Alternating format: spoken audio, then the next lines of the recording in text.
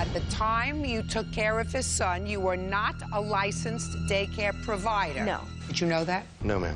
And it gets worse. Did you leave this child in a car? Yes. I found out that my son was left in the care of someone who was a state-diagnosed schizophrenic. Outrageous. I'm very fortunate that nothing happened to my son. Judge Judy. Did they give you a license? Yes. That's a big mistake. I wouldn't let you. Miss Evala, the defendant is your half-sister, and according to what I read, you only recently, in the last few years, had a relationship with each other. Yes. According to your complaint, you rented a home that you own to your sister with the understanding that she would have an option to buy it after she paid rent for a while. Yes. Subsequently, within a relatively short period of time after she moved in, you evicted her. But your lawsuit wants your furniture back. And you say when you left some furniture in the basement that was yours. You allowed her to use some furniture. But when she moved out, she took your things. The defendant says that you gave her a living room set, that the bedroom furniture that you claim you want back was actually repossessed by the company that you had rented it from, so she doesn't have that. And she is counterclaiming because she says that because of your precipitous behavior, which was not warranted by anything she did, she was forced to move, she had moving expenses, she was forced to move very quickly, and she wants to be compensated for that, and all of her emotional distress. When did you lease her your house? It was in July. And when did you evict her? I gave her notice September 10th. Had she paid rent in August? Yes. Had she paid rent in September? No. Why did you evict her? There was drug usage going on, and I only agreed to 4 people living in the house. How did you know there was drug use going on in the house? August 24th, my uncle came there, and they smoked it right in front of him. Smoked what? Pot. Who did? Melanie and a guy named by the name of Brandon. You agreed, you said, for 4 people to live in the house? Yes. Who were the 4 people? Her, Christina New Church, which is right over there, and their... Is this a friend? It's my roommate. We've lived together for 9 years. Okay. And they have each 1 child. How many people were living there? Between 7 and 8. Who else was living there? I got 2 people that were not even residing there, a piece of mail of theirs. Can I see? Mm-hmm.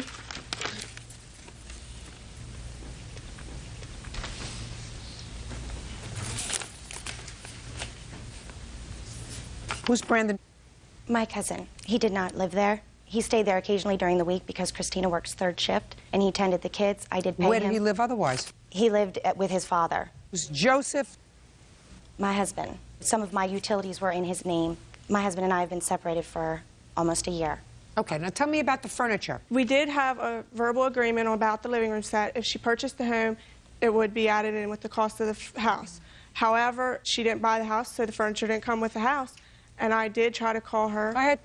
Let's deal with the living room furniture first. Okay. When we discussed the house, she said to me, you can have my washer and dryer, you can have my living room set, you can have the bedroom set if you paid the last $150 to Color Time where she was renting her bedroom set from. I said, I have an antique set, I don't want the bedroom set, but I will take the living room set because mine is used. The living room set was stained with marker. One of her children must have wrote on it. Her husband works on cars. There's massive grease marks on the one where he must have sat regularly, which I have all pictures to show. She gave me the living room set. She never said if you purchase the home or if we don't come back, because when she actually on September 10th asked me to move out, she told me it was because her grandmother threw her out of the house that she was staying in South Carolina.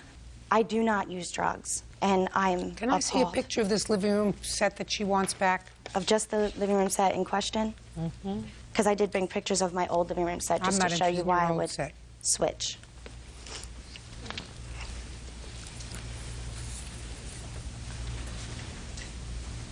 You're talking about the sofas and the end tables as well? And the coffee table. And I did attempt to take pictures of the markings. Well, when I left, there might have been a little bit of, like, grease stains, but there was no marker on my living room set. It was only... When did you purchase it? February of 2 years ago. You have a receipt for it? Mm-hmm. Can I see it, please? And who lived in the house with you? My husband and my 2 children. How old are your children? 1 and 2. This doesn't tell me when you purchased it. Take that, please, return that to her.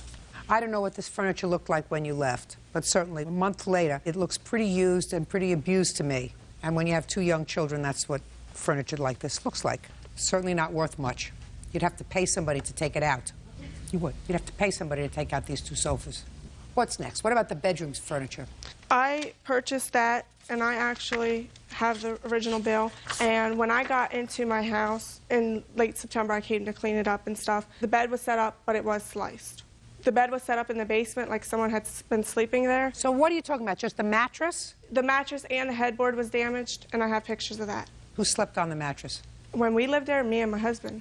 When I lived there, no one. I had my own set. Fine. Did you slice the mattress? I did not. I also have a letter from Color Time stating that they repossessed her bedroom furniture that she left in the basement. We're not talking about that. We're talking about the mattress. Oh. And they took the dressers, by the way, because I had asked them to take the dressers. We're not talking about a whole bunch of money. I mean, we're certainly not talking about $3,500. Maybe we're talking about $100. I'm just trying to figure out why we're all here. I'd like to make a statement on that. Go ahead. Judge Judy, because I feel that we're here for the same reason that Jessica, the only time she ever interacts with me is when there's trouble to be made. When she needs something, she'll call me. When she needs a babysitter, she'll call me. I actually paid money to find her because I wanted to know my sister. And the only thing that's coming out of this, no matter how you look at it, is a destroyed relationship. That's unfortunate. When did she tell you to move? September 10th. And when did you move? She gave me until September 28th when she started calling the law and having her stepfather threaten to put me out the quote-unquote old-fashioned way. Did anything happen September 10th that precipitated this? No. I basically had coming back to Pennsylvania. My grandma her name's on the house also, so she had a decision to make, and she made that. That doesn't give me an answer. That's a lot of double talk. You were coming back to live there. Is that right? Yes. All right. So you were coming back to live there, so you told her to move. Yes. Well, the drug usage was the reason why. No. There was no... No. Because if the drug usage was the reason why, you would have told her to move on August 24th or August 25th. You didn't. Or the 26th, 27th, 28th, 29th, 30th, 1st, 2nd, 3rd, 4th, 5th, 6th, 7th, 8th, and 9th. You told her to move on September 10th because you had to come back to your house. So stop making up excuses. You get it? Yes. And you had a responsibility to give her 30 days' notice. You didn't do that. In that town, you only have to legally give 10 days. Because you're not allowed to legally rent without a renter's permit, and she didn't have one. Not nice. Okay. So you get nothing. Not even the $100 that maybe your mattress was worth if it was destroyed, and maybe your coffee tables were worth. Because what you did was the wrong thing, because they're living there with, let's say, 4 people, including 2 children. 2 children who by September 10th have started school, have settled in, and because you can't live where you were going to live and had to come home, you told them to move and gave them what I consider no notice. Not even the right thing to do to a stranger, but to do to somebody who's related to you? Outrageous. Judge Judy continues in a moment.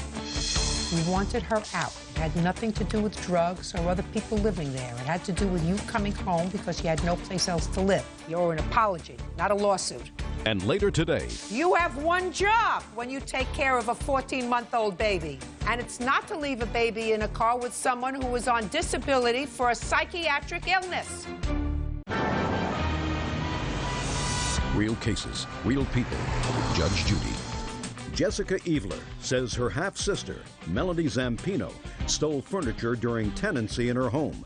Jessica claims she kicked Melanie out because she was using drugs. Now, where did you move? I live in Dover. I'd like not to say exactly where because I don't... Fine.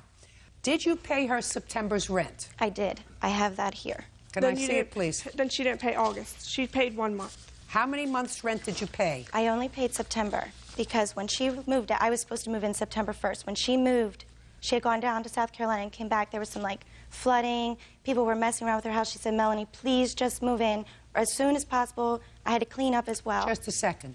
When did you move in? Mid-July. Well, then you should have paid 2 months' rent. You only paid 1.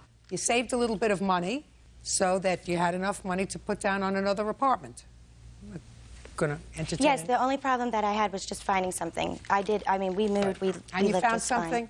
Yes. That's good. Can I say something, Matt? The electric and gas was shut off September 22nd.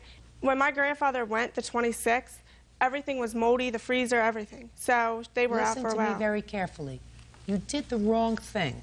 You wanted to move back to your house. You wanted her out. It had nothing to do with drugs or other people living there. It had to do with you coming home because you had no place else to live. So I don't know why you're suing her, because the truth of the matter is, if you hadn't brought this lawsuit, she wouldn't have counterclaimed. She was willing to forget it. Yes, I read Forget an it. entire It's over. room. It's over. You did the wrong thing. You owe an apology, not a lawsuit. The case is dismissed. That's all. Why is that excused? You may step out. She lied in the courtroom saying that she didn't do drugs, and I know she did. My ultimate sadness is that I do not have her as a sister. It's not a probable, it's a definite. We have nothing. We won't probably be talking anymore. She filed this lawsuit on our father's birthday, the only thing that joins us. And I think that that in itself is ironic and says it all. And now the next case. All parties in the matter of Bartlett versus Jones. Step forward. 22-year-old daycare provider Melanie Bartlett is suing former client Thomas Jones for unpaid daycare fees and late charges. Thomas says Melanie left his son in the care of a certified schizophrenic. Miss Bartlett, you run a daycare service, is that right? Yes, I do. And Mr. Jones had one child, Yes. a little boy, Yes, ma'am. enrolled in your daycare. Is your claim that he took the child out of daycare without giving you notice, that he owes you for a certain period of time that the child was there when he didn't pay, and he also owes you for a whole bunch of late fees because he took the child out without notice? Mr. Jones says that he owes you some money for the daycare. That's correct, Your Honor. It is his claim that he had good cause to remove his son from your daycare because you are not properly caring for him. That is not true, Your Honor. So let's resolve what we can resolve, and then we'll get on to what's in dispute. How much money, Mr. Jones, do you owe her for the time your son, who was how old at the time? 14 and a half, 15 months, Your Honor. How much do you owe Miss Bartlett for the time she did, in fact, care for him? Approximately 2 weeks, Your Honor. Okay. That's And what- untrue. He paid me the first week, and then after that, I had no other payment from him. Well, I'm trying to recall. First weeks were paid in full. The second week, I received partial payment. That's what you said. $45. Well, Yes. but you have to add that. Yes. So we paid you partially. Yes. For the second week. So each week was how much? Miss Bartlett? $160. And the late fees are $10. Just a second. Oh, okay. $435 is what you owe her for the time your son was there and you didn't pay. That's correct, ma'am. Now let's get to termination fee and all of that stuff. Miss Bartlett, how many children do you take care of? I just started my daycare, so I was in the process of getting my license, and he was my first customer. Were you licensed at the time? No. I made him aware of that. I have the paperwork that I was in the process of getting the license, and That's I made him untrue, Your aware Honor. of that when he enrolled his son. At the time you took care of him, you were not a licensed daycare provider. Is No. that what you're telling me? I was in the process of getting the license. It was just paperwork. At the time you No. took care of his son, you were not a licensed daycare provider. No. Did you know that? No, ma'am. How did you locate her? Through the internet. Do you have a copy of the ad? Unfortunately, I do not, Your Honor. I do. Let me see it, please. Oh, well, this is deceptive, Miss Bartlett. Melanie Bartlett, that's you. License number upon request. The only choice was to put in a license number or to say upon request. And I was No, in the process. choice is I don't have one. That's your choice. When I say it's deceptive, it says upon request. Upon request means I have one and I'll give it to you if you ask me for it. So that's deceptive. Judge Judy continues in a moment. Did you leave this child in a car? Yes. Did they give you a license? Yes. That's a big mistake. Real cases, real people. Judge Judy. Daycare provider Melanie Bartlett says former client Thomas Jones owes for unpaid fees. Thomas claims Melanie left his young son in the care of a certified schizophrenic. Now let me see the contract that he signed. In the contract, do you say that you are not licensed? I didn't mention anything about being licensed or not licensed in the contract, no. Well, then that's deceptive, Miss Bartlett. That's one thing. Got to ask questions. Yes. Better questions when you're turning over the most precious commodity that you have to somebody that you don't know. You have to say, let me see your license. Check to make sure it's a valid license with the state. You know how to do that now? Yes, ma'am, I do. All right. The most egregious thing, if it's true, is he removed the child from your care during the second week in October. Is that right? Approximately that, yes, ma'am. And on October 7th, according to you, something happened. Want to tell me what happened? I was informed by Melanie that she was going to a funeral. She asked if she could take my son to this funeral. She told me her mother would be going to watch my son. That is untrue. I don't want to hear. I agreed to this, and I later found out that my son was left in the care of someone who was not qualified, alone in a car with him for, I don't know how long, maybe 20, 30 minutes. This individual happens to be a state-diagnosed schizophrenic, and, That's what you wrote. And I'm very fortunate that nothing happened to my son, that this wasn't a point where, something went wrong. And after that, you took him out. Yes, ma'am. Go. He knew the day before. My ex-boyfriend was doing work with him, and he informed him of the funeral that I would be attending. He brought it up as soon as he came to pick up his child that day, and I told him I had a friend who could watch his son, and I told him it was the friend he was referring to, who happens to be schizophrenic. That's not true. And Listen he said to me. that there was nothing wrong. Listen to me. You have to skip a funeral. You have a job. I know. Listen to me. Did you leave this child in a car? Yes. Wrong. You don't do that. I left him in there with my friend. The air conditioning was on, and it was Listen 10 to minutes. me.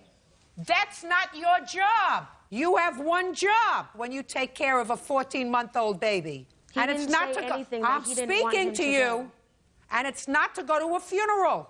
And it's not to leave a baby in a car. And it's not to leave a baby in a car with someone who is on disability for a psychiatric illness. Because according to what you said in your statement, because you anticipated what he was going to say, I was attending a funeral for my ex-boyfriend's family member. I left Jacob asleep in the car for a total of 10 minutes with a good friend. He is a schizophrenic, but he's been on his medication. Did they give you a license? Yes. That's a big mistake. I would trust him with my own 9-month-old daughter. and That's he's watched your her on several prerogative. occasions. Listen to me. That is your prerogative. You can trust him with your 9-month-old if you wish. You cannot trust him with somebody else's 9-year-old. Do I make myself clear? Yes. So you don't get termination fees or late fees or any other fees. He knew the day before that... Listen, I don't care what he knew. There is no way that you're going to tell me that you told him that you were going to leave his son in a car with a diagnosed schizophrenic but who's taking his medication. I don't believe that you told him all of that. My mother was there when I told him wouldn't that. believe you if you told me or your mother told me that. Judge Judy continues in a moment. What I am going to give you is the money that he owes you for the time that he used your services. It's written in the contract about the late fees. He gave me no notice. I had no I wouldn't indication. give you a second notice. I had no idea he was not going to bring his son back to me. Listen to me. I don't care whether you knew or not. You're not getting it. Maybe your mother can explain it to you. Maybe the state where you live will listen. Because after what I said to you, if you still think that it was appropriate to leave a child in the care of a diagnosed schizophrenic who receives disability, that speaks to your judgment in caring for infants ages 0 to 2, which is what you advertise. And I wouldn't let you take care of a guppy age 0 to 2. Judgment for the plaintiff in the amount of $435, and you're lucky you're getting it. That's all. Parties are excused. You may step out. I was really thankful that the guy didn't, snap off and kill my child. She left the keys in the car. He could have drove away. Obviously, he's just a jerk and whatever. I'm only happy that my child's okay and that this is settled.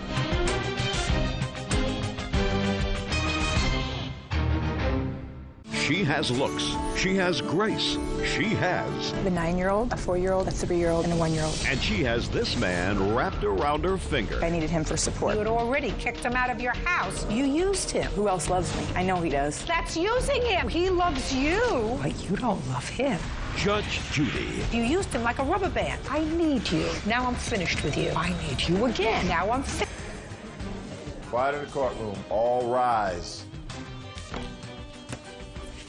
Yeah, this is case number 333 on the calendar. Sorry, 335 on the calendar. The matter of Dotson versus Harrison. Thank you. You're welcome, Judge. Parties have been sworn in. You may be seated, ma'am. Have a seat. Ms. Dotson, according to the complaint that I've read, the defendant used to be a boyfriend of yours.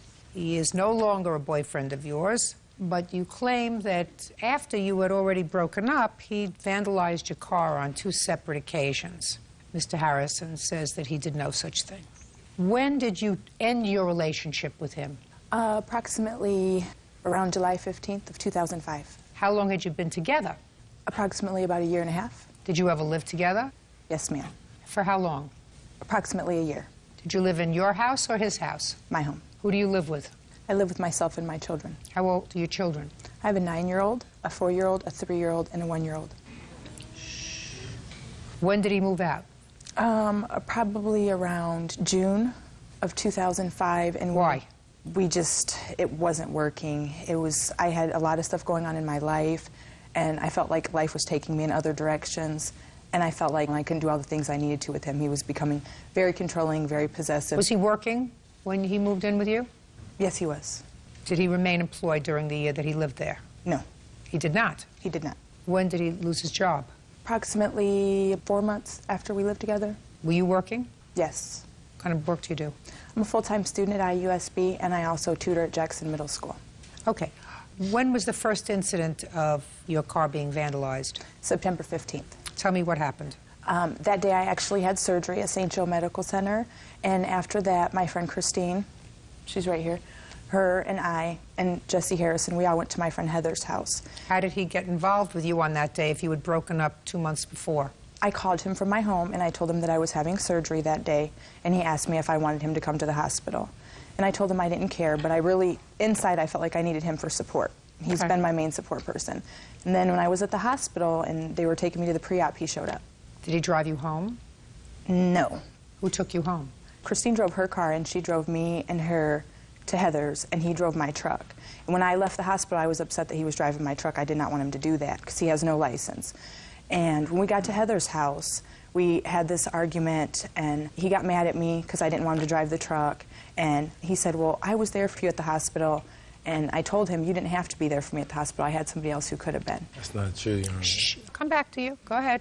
And at that point, he just yelled, and these were his words verbatim. He said, who, Petey? And then he kicked my truck and threw a flower pot at it. And then he ran between two houses, and that's when I saw an officer on a bike, and I stopped him, and he made a police report for me. Okay.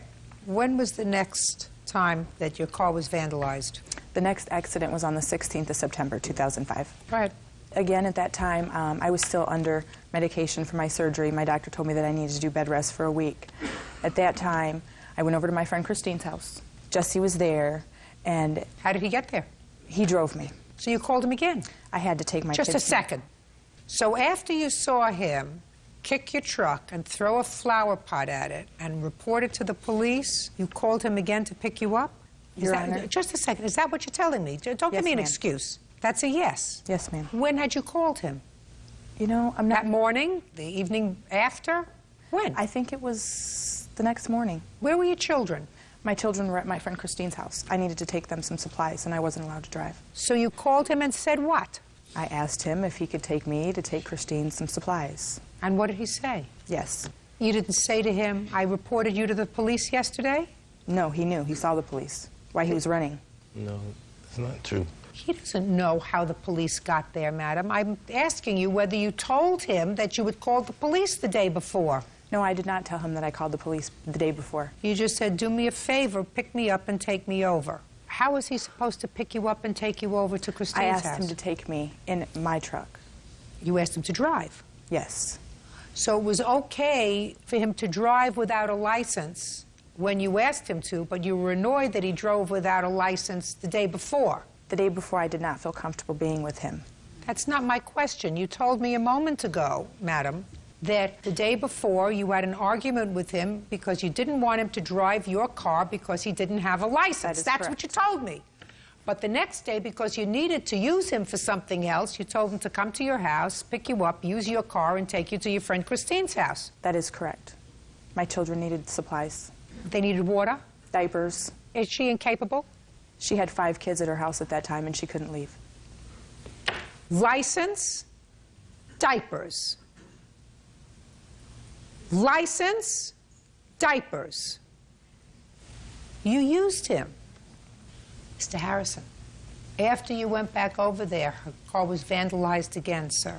Were you angry on both of those occasions? No, I didn't. I wasn't angry. It's just that she was just running her mouth, or she wanted to go in the house, and I didn't want to stay there. Why don't you work?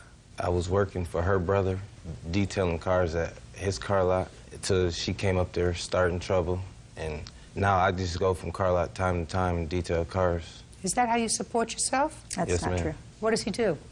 Actually, he was working for my brother, and he got fired from my brother's car lot because he was being obsessive and controlling, and my brother didn't want to be a part of it.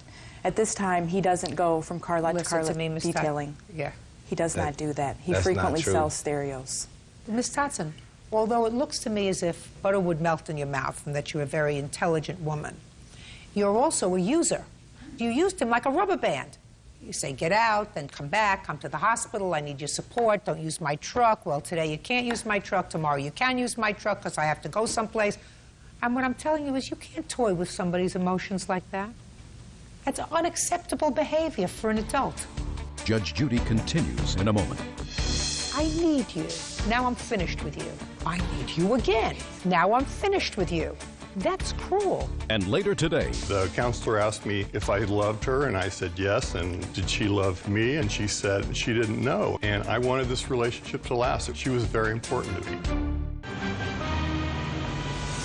real cases, real people. Judge Judy. Tara Dotson says her ex-boyfriend, Jesse Harrison, owes for kicking her truck. Jesse says Tara got him fired from his job. Madam, if you needed somebody additionally to give you moral support in the hospital and you had already kicked him out of your house, you don't call him again for the day. Well, Your Honor, my mom is deceased. My best friend was watching my kids. Who else loves me? I know he does. Just a second. Well, that's using him. That's exactly what I'm saying to you. That's exactly what I'm saying to you. He loves you, but you don't love him. So if what you're doing is toying with his emotions, because you're saying, I need you. Your Honor, I do. Let's just listen. I need you. Now I'm finished with you. I need you again. Now I'm finished with you. That's cruel. And if what you're telling me is he loves you, and you know that, that makes you even the more cruel. You get me?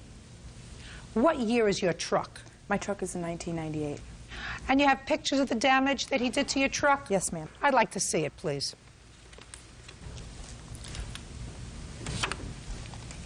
And your brother has a body repair shop? No, actually, my brother has a car lot. He sells Car used lot. cars. Does he also repair cars? No. No. That's too bad. Well, I get some stuff there to detail it a little bit. And you could probably get that dent pulled out by somebody for a couple of $100. Nowhere near $1,700. Miss Dotson, you have to learn to be a nicer person, madam. I understand, Your Honor. Good. Judgment for the plaintiff. Not for $1,700, for $300. Get your car fixed for that. That's all. Step out. Parties are excused. You may step out. She kept calling me. I wasn't even with her. She kept calling me, asking me to do stuff for her, and I wasn't with her, you know, maybe because wasn't nobody else paying no attention to her. There was nobody else who could take me where I needed to go. And I still loved her, but I guess I got done wrong in the end. In my mind, it wasn't about using him. It was about needing to get my kids what they needed, and I knew he would help. Only for our kids, you know. I'm not going to call him. Man, she too crazy for me. And now the next case. All parties in the matter of Barge versus Jones. Step forward, please. Robert Burridge is suing his ex-fiancée, Carla Jones, for money loaned and forged checks. Carla is countersuing, claiming Robert made false accusations to her probation officer. Mr. Barge, Miss Jones used to be your living girlfriend, She was my fiancée. and according to your complaint, she owes you some money. First for a loan, for insurance, well over a year ago. And then you claim that at some point she forged some checks, Yes, ma'am. and then you claim she's got some of your personal property. Yes, ma'am. Miss Jones says none of them were loans. She did, in fact, sign your name to checks. You knew about that. You did not report those forged checks, according to you, when you found out about them. But you continued to live together as a couple. But when you broke up, you, according to you, called her parole officer. You're on parole for something? I'm off now. And you called her parole officer to report the forged checks. Is that right? Yes. Why'd you do that for? Because she was forging checks while on parole, and No, it look was, at me, look at me. it was a violation. Let's get a timeline. It's a violation. Mr. Barish, listen to me. Don't interrupt me when I'm speaking. Excuse me. According to you, it was in October of 2004 that you found out that she had signed your name to some checks. Yes. How much in total were the checks that she signed? $2,900. And what were they for? They were made out to her, signed by her, and cashed by her, and deposited to her account. Okay. Now, when did you find out about these checks? So was that in October? It was after she moved out in October. So after you found out about these forged checks, how long did it take you to call her parole officer? It took me until March of 2005. Okay. Let's go. Checks, $2,900 worth. No, nothing was stolen from him. No forged checks. We would pay our bills together. I would tally up how much utilities were or groceries, and I'd say, I need X amount of dollars. And he'd say, okay, go ahead and get a check, write it for that, deposit it in there, and pay the bills. And I'd deposit it where? Into my checking account. I'd always call him at work, or he would be home when we did it, and he would say, go put that in your checking account and then pay the bills, because I paid everything online. What do you want parole for? Anything to do with checks? I'm not on parole. I was on probation. Probation, anything having to do with checks? No, it was for a DUI. Oh. How long were you living together? About 2.5 years. Who paid the bills, sir? The arrangement was that I paid the rent because it was a considerable amount of money, and she picked up the tab for the utilities and the food. What precipitated your leaving in October of 2004? Well, the relationship was kind of going sour, and in August of 2004, we had been going to some counseling to see if we could work through some of the issues. And I realized in my heart that it just wasn't going to work out for me, that I wasn't going to be able to go through with the relationship. And of course, he was very upset. And I told him at the end of the lease, which was November 1st of 2004, that I'd be moving out by then and getting my own place. Robert Barich says ex-fiancée Carla Jones stole money by forging his checks. Carla is countersuing, claiming Robert made false accusations to her probation officer. Okay. When for the first time, Ms. Jones, did the plaintiff confront you about these checks? Towards the end of the year after I had moved out. We were still talking to each other, and he would come over sometimes on the weekends, and I just felt really sorry for him. Just tell me what he said to you about the checks. He called me on the phone close to Christmas. I said I didn't want to see him anymore. I said I don't want you coming over anymore. I don't want to see you at all. It's done. I don't even want to be friends with you. And that's when he threatened he was going to go to the police station and tell them that I forged these checks while we were together.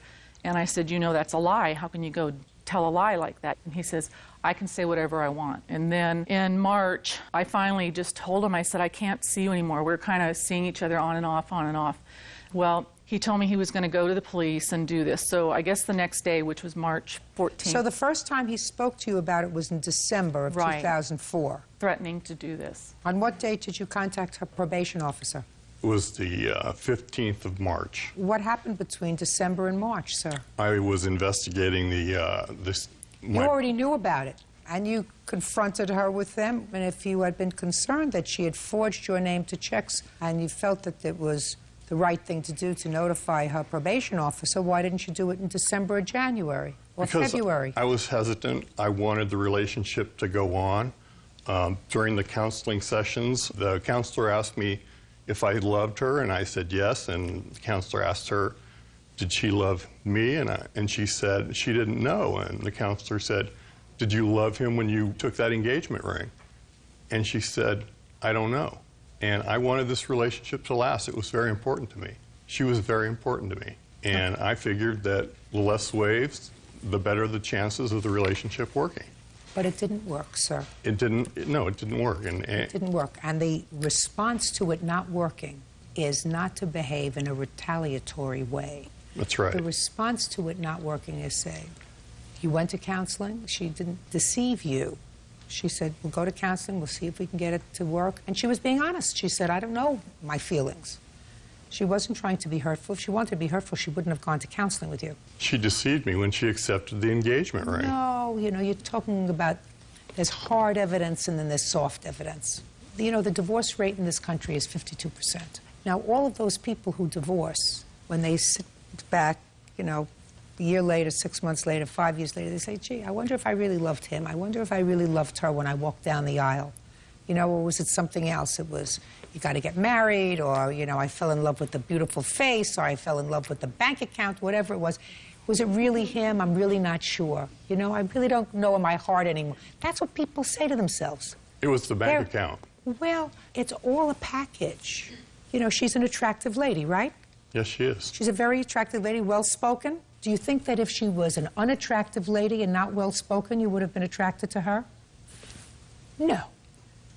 You may have gotten to know her better and said, gee, she's got a wonderful soul. But what attracted you to her initially was she's a pretty lady, she seems intelligent, and she's well-spoken, right? Yes, ma'am. Part of your package is that you had some dough. That's it. You just have to accept that.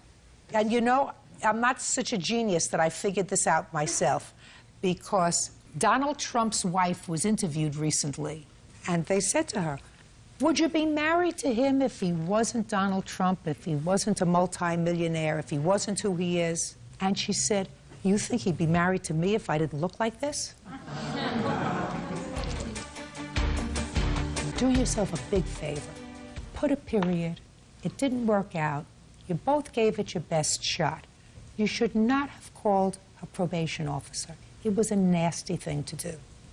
And you should not have waited to see the result of this counseling before you decided that what she did was criminal, because then I find your motives suspect. The reason we actually separated was in August. I told her that her drinking had become a problem, and if she didn't stop drinking, we were not going to renew the lease and live together. But even after that, you went to counseling with her, because according to you, you loved her. I did love her. What I'm telling you is, it didn't work out. That's very sad. Looks like a nice guy. I hope you find another nice one. She's engaged to another guy already. Well, then you should look up and say, thank you, God, I didn't make a mistake. Right? Instead of suing her. The case is dismissed, sir. That's all. Parties are excused. You may step out.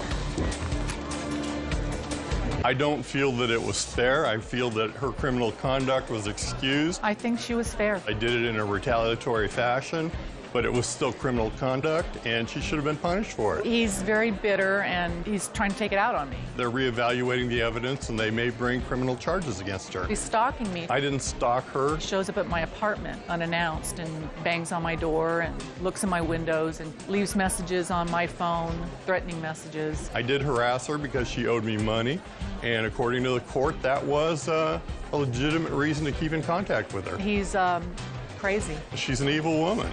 She uses men, and she's... His anxiety and bizarre behavior and paranoia. I'm moving on, and I know that she's who she is, and she'll have to live with that. I have a restraining order against him. Hopefully this will end it.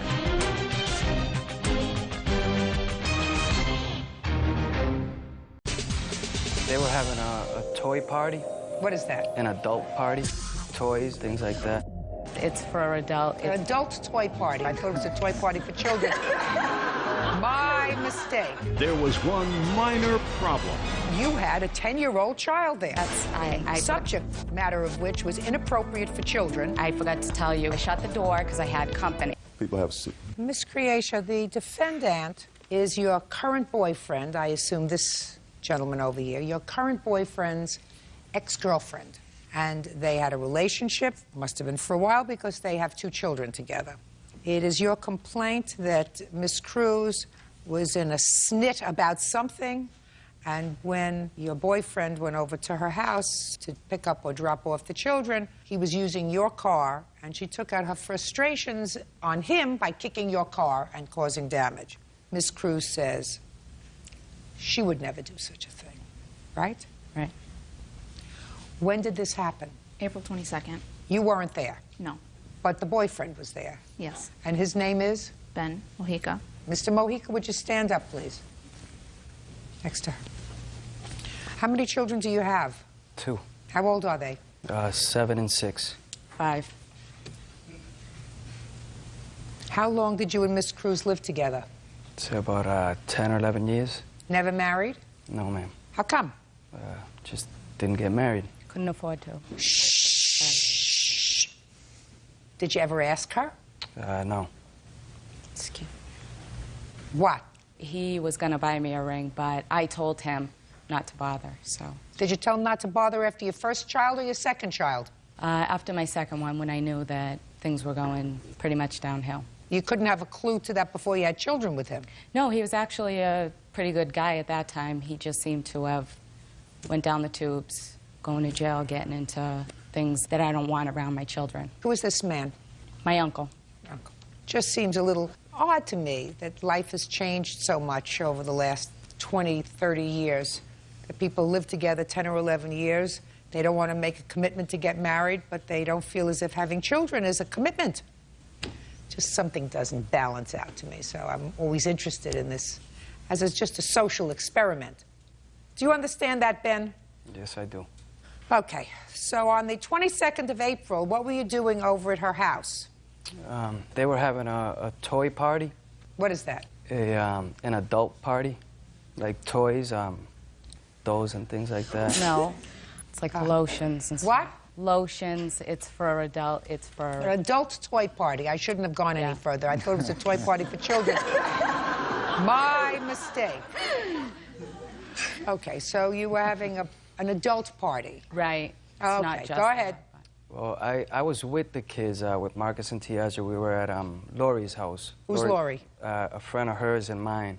And Marcus and Tiaja were there with me. I had picked them up. Your two children? Yes, at the daycare earlier in the day. And I had called Tanya. Then she had informed me about they were having a little party, and her sister, Michelle, was down here from Hartford, and Michelle also has two children. And she just had one, so he wouldn't know anything really what was going on in the party. And Xavier would know. So she asked me, Ben, can you come and pick up Xavier? Who asked you? Michelle did. That's her sister. So yes, her ma'am. Let's get to the story a little bit faster. All right. Sorry. So So far her you're doing sister- fine, but we Okay. got to get there because I have other things to Okay, do. I'm sorry. Okay, so her sister said, can you come and pick Yes, up can you come and Xavier, pick up who is how Xavier? old? About 11, I believe. How old is Xavier? He's 10. 10 or 11. You always quibble over a year.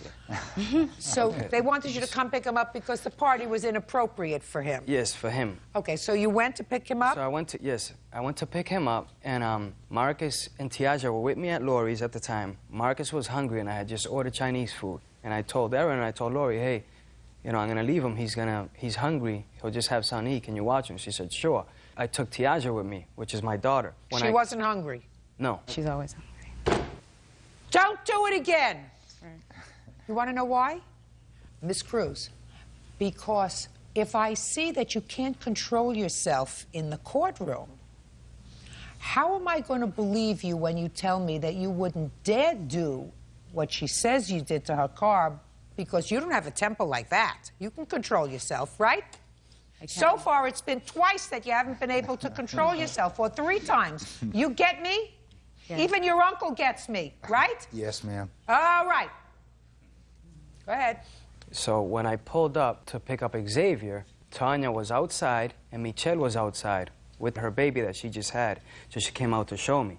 I'm real close with them and stuff. And when she came outside, I said, oh, Michelle, there's your new baby. I'm getting out of the car. And she kept asking me, where is my son? Ben, where is Marcus? Where the F is Marcus? And I'm ignoring her because she gets loud and she's always doing that. And Tiaja, I look at Tiaja and I saw in her eyes, she was getting, you know, Right, like, because what's her mother going was on? acting inappropriately. Yeah, so I said, Tanya, you know, relax. Why do you guys? She goes, no, where the F is my son? Pa, pa, pa. So I kept ignoring her, and I'm talking to Michelle. She said, you want to ignore me? Or I don't know if she chose those words or whatever. She went right around us and started kicking the car.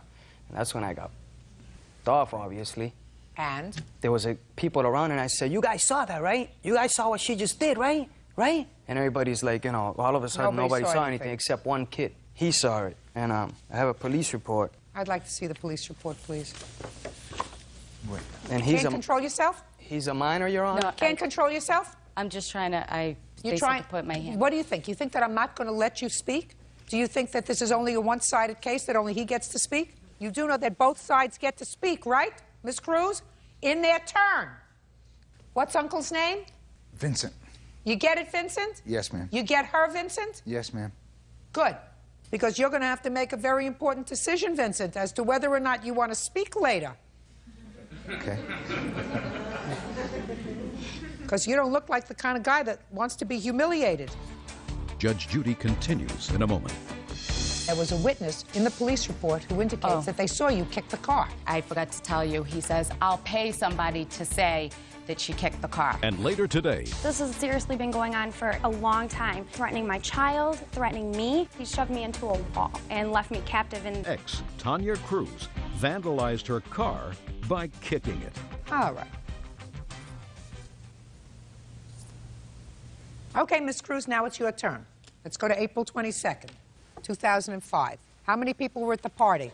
At that point, there was probably about 4.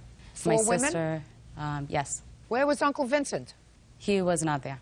So Uncle Vincent saw nothing, is that right? Right. But when I went outside, they were outside talking, I noticed that my son wasn't in the car. I asked him, you know, where's my son?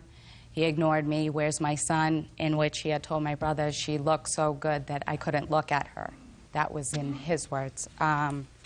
After he ignored me, I said, Tiaja, get out of the car, go get my son, bring him back. Why did you do that? Because he had just came back from Florida. For 2 years, he hasn't seen his children. So why are you going to leave your kids behind? And my daughter not being hungry, she's hungry all the time, but that's irrelevant. So I told my daughter to come in with me. We went in. He has a very bad temper, so I know not to provoke him. We went inside the house. He started swearing and, you know, saying derogatory comments, in which I shut the door because I had company. I thought that was over with. I sat there, I got a knock on the door. The cops came. They know him very well. They ended up asking him to leave the premises. And 3 months later, I get court papers in the mail. He made the police report that day, and there was a witness in the police report who indicates that they saw you kick the car. That's, I forgot to tell you. He says, I'll pay somebody to say that she kicked the car. Ridiculous. Is there anything that Uncle Vincent is going to tell me? No, he's just here for moral support. Right. Perfect. Pretty much the women that were at my house are single working moms. And, well, they're single working moms, but you were having a party at your house, the subject matter of which was inappropriate for children. Right. And you had a 10-year-old child there. No, my sister had called, and they got along. She didn't call. Yeah, he called your house. No, she had called him. So she had called him to please come over and pick up her son? Well, she had said, come see my nephew. You know, he's still a baby. Sounds as if your family doesn't dislike him as much as you do. No, we actually, they get along with him. Good. Can I see the estimate, please, on the car? And this was your car? Yes. Ms. Cruz, I don't believe you. I believe you have a hot temper, and I believe you went out there and gave the car a good kick because he ignored you. And I believe that you walked outside the house and you said exactly what he said you said. I interrupted a couple times because he takes a long time to tell us. Listen to me. What I'm telling you is I believe him, and I don't believe you. I believe that you kicked the car because you were frustrated and annoyed that he wouldn't respond to you. I was upset. Oh, I know that. Judgment for the plaintiff in the amount of $894. Thank you. Thank you. Parties are excused. You may step out. Actually, he's got, you know, the dirty mouth, and he tells me, well, I'm going to talk to the kids the way I'm going to talk to them. I knew that she'd see through Tanya's lies. He had a drug habit, and, you know, he had to change his lifestyle. Yes, I did have a drug habit, but I wanted to change my life. As you can see, being with her, that's, you know, who wouldn't have a drug habit? And now the next case. All parties in the matter of Aiken versus Smith. Step forward. 20-year-old Robert Aiken is suing his ex-fiancée, 22-year-old Cheryl Smith, for unpaid bills and late fees. Cheryl claims Robert is obsessed with her. Mr. Aiken, Miss Smith was your fiancée for a period of time. I assume you lived together for a period of time. And it is your claim that you put some money into her checking account in order to pay some bills. Correct. You broke up, and she put a stop payment on the bills you had paid.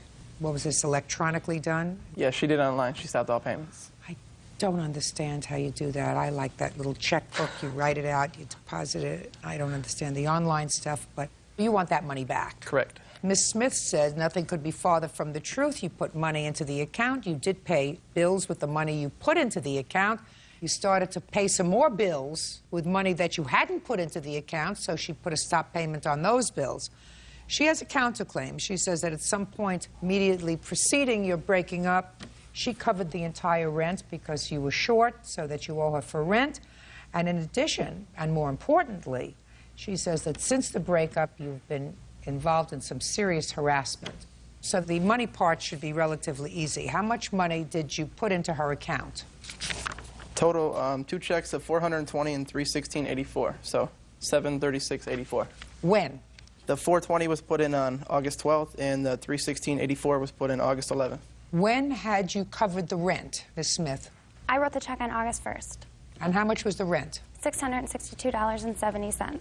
Was it your responsibility to pay the rent? We both paid the rent. It was joint money. Immediately prior to the 11th of August, when did you make your preceding deposit in her bank account? I would give her cash when I got my check because she was writing all the checks for bills. So I would just cash and stuff of that nature. I have no proof of it. Sorry. I'm a hand person. Now, he put in the $736. What bills did he pay with it? Well, my counterclaim is I have bills that total $548.44 that I paid for him, in addition to the rent for $662.70. It wasn't like a split right down the middle. We were Well, just it should be. It's all sounding very good for Miss Smith, Mr. Aiken. What I want to know is, did she make payments for you in the amount of $548? To whom? She made certain bills. To whom? There was a $200 payment to his father. That was to your father? That's correct. What, do you owe him money? A car payment. It's in his name. Go ahead. $63.94 for his Comcast bill. Uh-huh.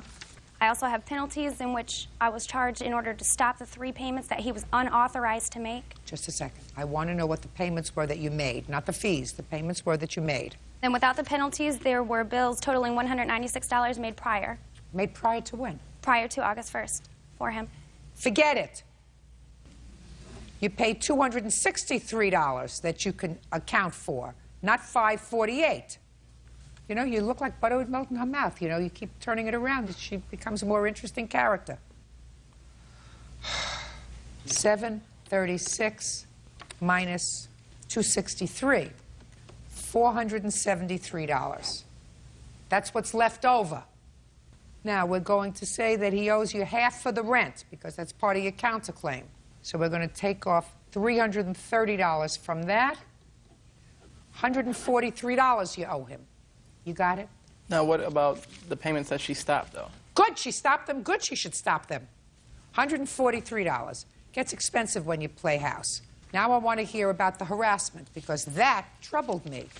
You say that he called you over 100 times in a short period of time? That is correct. Let me see. Why do you keep calling her, Mr. Aiken? There were different occasions equaling up to it. I was trying to call her in the beginning to try to get some of the money without going into court. And then from time to time, she would be like, okay, well, I'll pay you something. And she'd be like, well, let's meet up here. And say at 1 o'clock, it'd be like 1:30, 2 o'clock. So I'd call her. She'd be like, yeah, I'm going to be there, I'm going to be there. So it's just different phone calls basically trying to resolve this money issue. Well, but I'm looking at it. It's just continuous. For instance, I'm looking on the 23rd of August. One right after another. 1, 2, 3, 4, 5, 6, 7, 8, 9, 10, 11, 12, 13, 14, 15, 16, 18 calls. One right after another. That would just, as far as that was Were just... you leaving messages on her machine? No, I didn't leave voicemails. I left, I think, maybe one voicemail. The rest where she'd pick up the phone and then she'd hang it up, and I'd try to get back to her and talk to her, trying to... She doesn't want to talk to you. I understand that. Well, but when do you start getting that message, Mr. Aiken, that she doesn't want to talk to you? If, according to you, she picks up the phone and hangs up, she doesn't want to talk to you. I was just trying to get money, like I said, with these bills, the credit cards and cell phones. When the payments got stopped, they shut off the cell phone. Her. Since August, have there been any further calls? Not since the personal protection order was issued.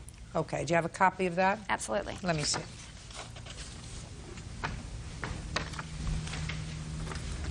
Was it a permanent order or a temporary order? It holds for 1 year. So you consented to this, sir? Yeah. Well, if you consented to it, of necessity, the judge had to say to you, you're entitled to a trial, right? Yeah, we showed up and had a hearing. Oh, you had a hearing, so the judge found you guilty of harassing her.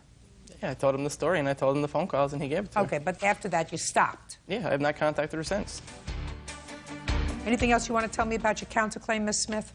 Yes. As far as for the harassment, this has seriously been going on for a long time.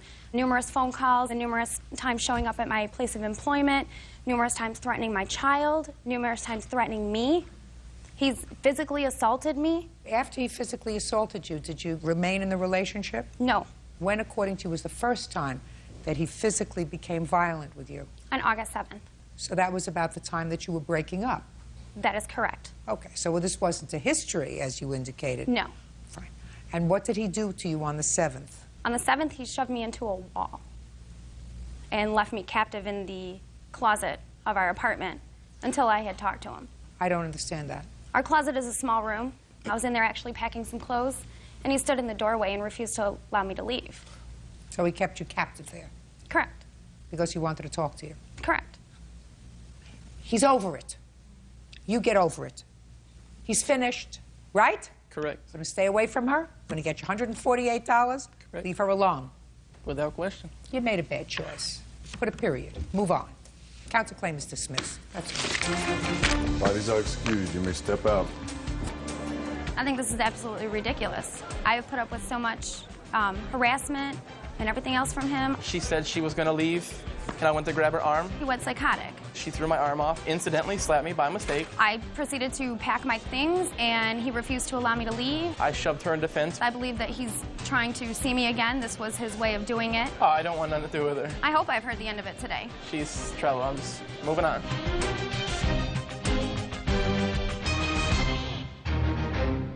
Had to slide the playhouse over the fence. You just drop it. When he took out the trash, And it bounced off the ground and it hit my car. did he trash the neighbor's car? Didn't hit the car. You don't know that. You didn't see it. You were behind a 6-foot fence. We definitely do. It hit my car. And what did he say? He just told me to get off this property. That's a very dumb thing to do. Judge Judy. Let us say this 50-pound playhouse fell on a child. You think that... You may be seated. Ma'am, have a seat, please. Miss Villa, the defendant is your sister. That's correct. And some time ago, she needed a car. You agreed to take out a loan in your name. That is correct, Your Honor. What kind of car did she buy? It was a 99 volts Jetta How much was the loan? for $11,809, I believe. So that was very nice of your sister. When did she take out the loan for you? In 2003 of June. And you made the payments on the loan? Yes, ma'am, I have. Until when? Until March of 2005. What happened in March of 2005? I lost my job, and I was fighting an appeal for unemployment, and so I couldn't make the payments after in April and May. That's what your lawsuit wants? Yes. April and May's car payment, as well as a substantial amount of money because you claimed that your sister abandoned the car and destroyed it. Yes, ma'am. Caused a lot of damage to the car. Cost you $2,000 to put the car back into shape. You are now driving the car and paying it off. Yes, ma'am. All right. You acknowledge that you didn't make April and May's car payment? Yes, ma'am. So you acknowledge that you owe that to your sister because somebody had to make it? No, ma'am. What happened was I didn't have money to pay April and May, and she said that she would either try to help me or that if she couldn't help me in any way, then to go ahead and take the tires, because I kept telling her, what about my rims? And she said, if I can't help you, if you can't make the payment, then fork it. You know, I don't have money. And she said, I don't have money or anything, so go ahead and take the rims off. Miss Vasquez, somebody paid April and May's car payment. It was not you. Well, Your Honor, what happened was she didn't pay the April and May payment. Actually, she told me that the bank had reported the car stolen. So I lived with my Somebody mom. has now made April and May's car payment if she's driving the car. Yes, ma'am. Do you understand? Yes, ma'am. Who had the car in April? I had the car in April. Who had the car in May? I did, ma'am. But Just I a also... second. Listen to me. If you had the car in April and drove it, and you had the car in May and drove it, why should anybody else make the car payment for you? That was not your agreement with your sister. Right, ma'am, but see, what happened was we were waiting for an appeal to go through for my unemployment so I can pay those payments. I don't give a rat's behind about your appeal for unemployment. I asked you a very simple question. The very simple question was, if you drove the car in April and you drove the car in May, who should pay for the car? Well, I should have paid for the car. That's the answer. You drove it. You pay for it. Well, now she's driving the car, so... She's not asking you for anything else. But I put a down payment on the vehicle, which was $800. In 2003? Yes, ma'am. But I already paid $6,000 on the vehicle. How much a month did you pay for the car? I paid $328 a month. And how much do you think it would cost you to rent a car? I have no idea, ma'am. What do you do for a living? I'm a homemaker now, ma'am. Who supports you? Unemployment. How many children do you support? I support 2. Do they live with you? One of them does. Where does the other one live? With his dad. And who else lives in your home? My husband. And what does he do for a living? He's unemployed. Why? Because it's been hard for him to find a job because he doesn't have documents. Well, so you always ask one question too many. Do you have documents? Yes, ma'am. I'm a U.S. citizen. Then you have to work. Yes, ma'am. Perfect. Then your husband can stay home and take care of your baby. That's what he did. Good. But you both can't stay home. Right. Now, well, I just then stick your sister with your car payment, because if you're both not working, you don't even need a car. If you're sitting around doing nothing, then you don't need a car. But we had made an agreement, because I had told her, we had made an agreement, me and her had made an agreement to work, because she knew that I couldn't make the payments, and she had agreed that she would wait for me to go to court and then go ahead and just pay the car payment even if it was late. We had made the agreement, me and her. That's incorrect, Your Honor. Does not make any sense. What do you do for a living, Miss Fia? I'm a team manager for a well-known company. And you have children? I have 4. You support them? I do. Do they live with you? They do. Anybody else live in your house other than your 4 children? My husband. Does he work? Yes, he does. What kind of work does he do? He's a manager for a contracting company. Makes a good living? Yes, he does. You own a home? I own 2, ma'am. Have mortgages? Yes. Have cars? Yes. Have car payments? Yes. See what I mean? That, Miss Vasquez, is the American dream. Well, that's my American dream someday. Do you understand? You can't stay home in your house, right, hoping the American dream will find you. Right. And you can't encumber anybody else with your problems. I understand, ma'am, but I was fighting an appeal at the time, and that's You why... already told me that 3 times. You don't visit that on your sister. Now, how much was each car payment? They're $328 plus the late delinquency. And what was the late fee? I have a breakdown if you need that. Yeah. And then I have photos. I'm not sure if you need them, but they're the damages. I want to see the damage that you allege to the car. And the house that you see there in that photo is my defendant's witness's mom's house. So what a coincidence for that one. You told us to leave the car there. No. Be truthful. You just got No. sworn in. Shh. Did you take the wheels off this car? They're my tires. She told me that it was okay to do that, The car was ma'am. not given to her She like told that. me days before that there was insurance on the vehicle before she was mad and angry and did all this. And she told me I had told her, well, Norma, I haven't went to court yet for my unemployment to pay. No. I'm being honest. Listen, I want you to let her speak. Do you understand? Okay. And I don't want you to interrupt her again. Okay. Keep and going. She told me that I told her to ask the bank if she can tell the bank that the money was, lost in the mail. So you asked her, yes, to lie to the bank. I asked her. Yes, ma'am. That the check was in the mail. Yes. When it really wasn't in the mail. Right. So you lied. And you wanted her to lie. And she did. Sure, just a second. And according to you, she lied for you. She said that she was going to tell the bank that that it was lost in the mail, and by that time I should have my money to go, so I could go ahead and pay the payments with the late fee. Okay. So you asked her to lie for you, and she did lie for you. Right. And then when it came time for you to send the money, you still didn't send it. No, what happened was days after that, she said that the bank had reported the car stolen. And she called my mom. She wouldn't talk to me no more. She called my mom, and she told my mom the car was reported stolen. I would be taken out by gunpoint and to leave the car. So I lived with my mom. She could have went and picked up. She didn't have to do all this. She could have went and picked the car up at my mom's house. The car was never moved again until that she told my sister-in-law on the phone to leave it somewhere where the police can find it, which I don't understand. And she had told me way before all this happened to take the rims off if she couldn't make the payment. That's the honest truth, Your Honor. That now for the inside is not damaged. What happened is I've had that car for 2 years. I do have a daughter, and the inside of the vehicle, of course, is going to get dirty, but it's not demolished. Just because you have a daughter doesn't mean that a car has to look like this. Well, it's the interior, ma'am. It's the interior. When my daughter, sometimes she got car sick, she'd throw up, and we would clean it with, when you clean the car, it stains. Well, then let me ask you a question. Who's supposed to take care of that now that you no longer have the car? Well, I would... Just a second. Yes, ma'am. Who's supposed to take care of it? The bank? I am. Right! There you go! Judge Judy continues in a moment.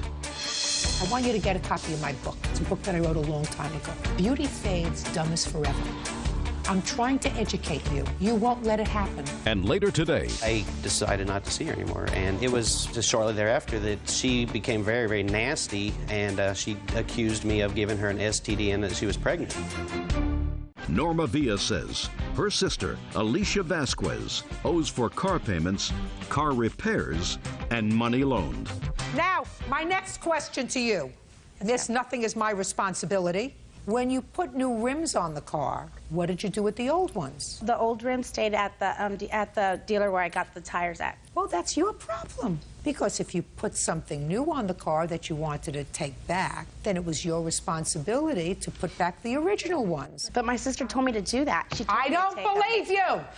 She's a responsible, reliable person who has a job, and she has a husband who is employed, and she supports a household with 4 children, and she has 2 homes and 2 mortgages and car payments of her own, and she doesn't seem to be making excuses that not anything is my fault.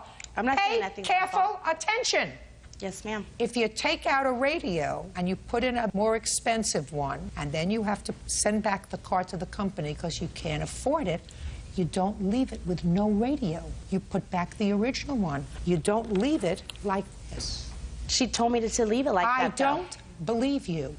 She told me to leave the car on brakes and to take my rims off of it. Honest to truth. Tell Makes her. sense. Tell the truth. Makes sense. Tell the truth, sis. No, Come on. just don't speak to each other. I don't believe that she said it to you. Even if she did say it to you, then, if you're a grown-up, you say, look, I've had this car for 2 years. If I can't get the wheels that were originally on the car, I'm just going to have to take the loss and leave the ones that are on the car, because somebody is going to be penalized for this. It's not going to be you, because your name isn't anywhere on the paperwork. It's got to be the person whose name is on the paperwork. That's her. That's probably why she told me there was insurance on the car and to do that. Listen, I want you to get a copy of my book. It's a book that I wrote a long time ago. Beauty fades, dumb is forever. I'm trying to educate you. Yes, ma'am. You won't let it happen. When you do things in life, you're supposed to accept responsibility. I accept the responsibility that I took the tires because they were mine. No, I you was accept told responsibility that you took the tires, but you don't want to pay for it. That's the responsibility. You said, of course I took them. Well, I did a down payment on the car. I put $800 in the car. She's driving the car. She's saying that it was demolished, that it didn't work. I mean, Madam, that doesn't make any Madam, sense. listen to me. That should cover my $800. When you buy a car, any car, new or used, as soon as you drive the car out of a showroom, it depreciates. Do you understand that? That requires a simple yes or no. Yes, ma'am. So when you put $800 down on the car and you drove the car out of the showroom, you lost your $800. Do I make myself clear? Mm-hmm. You don't get that back. Your car didn't appreciate in value because your daughter vomited on the back seat. Do I make myself clear? Yes, ma'am. All right, now let's get to this $315 rent check. She was in the process of getting evicted, and she needed money. She couldn't get any money from anywhere. This is in April. This is when she stopped paying for the car as well, in April. Correct. Well, tell me about it. I didn't want her to lose a roof over her head. And Tell me about the conversation. Where did it take place? She called me and asked me over the phone at work and asked me if I can please lend her the money. Her husband's going to get work or she's going to get unemployment or whatever the case is. Can I please lend her $315 so that she can pay the eviction so that they won't evict her? Okay, But she acknowledges that you gave her that money. When did you pay her back? In June when I got, I had to get on cash aid temporarily. So you went on welfare? Yes, because I had to move, Your Honor, to Santa Rosa. Welfare gave you a lump sum check? No, they gave me like a cash aid. For how much? It was like $380 something. And you took that whole $300 and gave it to your sister? Yes, ma'am. So what did you do for money? I had to go stay with my mom temporarily, so the $80 that I had, that's in the food stamps that they had gave me. Did she give you back the $300? She didn't, Your Honor. Of course not. It doesn't make sense that you got $380 from welfare, and after this major to-do that you had with your sister where you were annoyed with her about the car, and she said she may help you out with the payments, and you turned the car over to your sister, who was then very angry with you because the car was destroyed in the interior and didn't have any wheels at all and was up on blocks, that you paid her back the $300 that you owed her, saving only $80 for yourself. It doesn't make sense. You owe your sister $1,500. That's what you owe her reasonably to put the car back into condition and for this loan that you did not pay back. And I suggest that you and or your husband find some way of earning a living. You made a baby, you gotta get a job. That's all. Parties are excused. You may step out. I think that she does want a career and she wants a life, but she needs to leave what she has to get there. I think she wants to see me downfall. That's why she's doing this to me. And I'm even willing to help her do that. I cannot believe my own family would do something like this to me. Because I love her. She's my sister. I love her, and may the Lord forgive her for what she does. And now the next case. All parties in the matter of Van Druff versus Dodds. Step forward, please. Carrie Van Druff is suing her ex-boyfriend, Brian Dodds, for money loaned when he fell on hard times. Brian says Carrie offered him the money. Bert, I have a couple of questions for you. Would you say that 100 times as many women loan money to men in our experience as the other way around? At least. I don't understand why women are always loaning money to men. I don't get it. They're supposed to be bigger. They're supposed to be stronger. They're supposed to be the hunters. They're supposed to be king of the jungle. And they're always walking around with their hand out. What I still don't understand is, I've asked the women over and over again, why do you want to give this guy money? You know? And I'm not able to get an answer, but what I'm going to try to do from now on is to get the answers from men who look as if they're ordinary guys. Why did you take money from her, Mr. Dodds? Your Honor, at the time, it was the case that I was very, very short. Why were you short? I went through a pretty nasty divorce, and my ex-wife was taking me to court about every other week, and my lawyer was just killing me in fees. And at the time, I mean, it was coming up to Christmas time, everything. I was extremely short-handed of cash. That's all there is to it. What do you mean it was coming up to Christmas? What does the time of year have to do with it? I've got 2 daughters. I was really concerned how Christmas was going to turn out. So you wanted to buy Christmas presents for your daughter, so you borrowed money? No, that's not what happened, Your Honor. She knew that I was short of cash, and she just straight out just offered it, and I did refuse it, that no, I couldn't ask that of you. And she said, that's what friends do, and I'd like to do that for you. And it was with reluctance that I took it. I'm not one that likes to take handouts. How long after that, Mr. Dodds, did you and the plaintiff stop seeing each other? Maybe 2 months. Was that a mutual decision or your decision? It was my decision to stop seeing her. Well, if it was your decision and you're a moral person, because clearly you were worried about your daughters coming up and not having Christmas presents in December, why didn't you start to pay her back? Shortly after I told her that, we were going to stop seeing each other. Did you just tell her, or did you send her a letter? I sent her an email, I believe, actually, Sent her an email. and I kind of explained to her. That wasn't until February.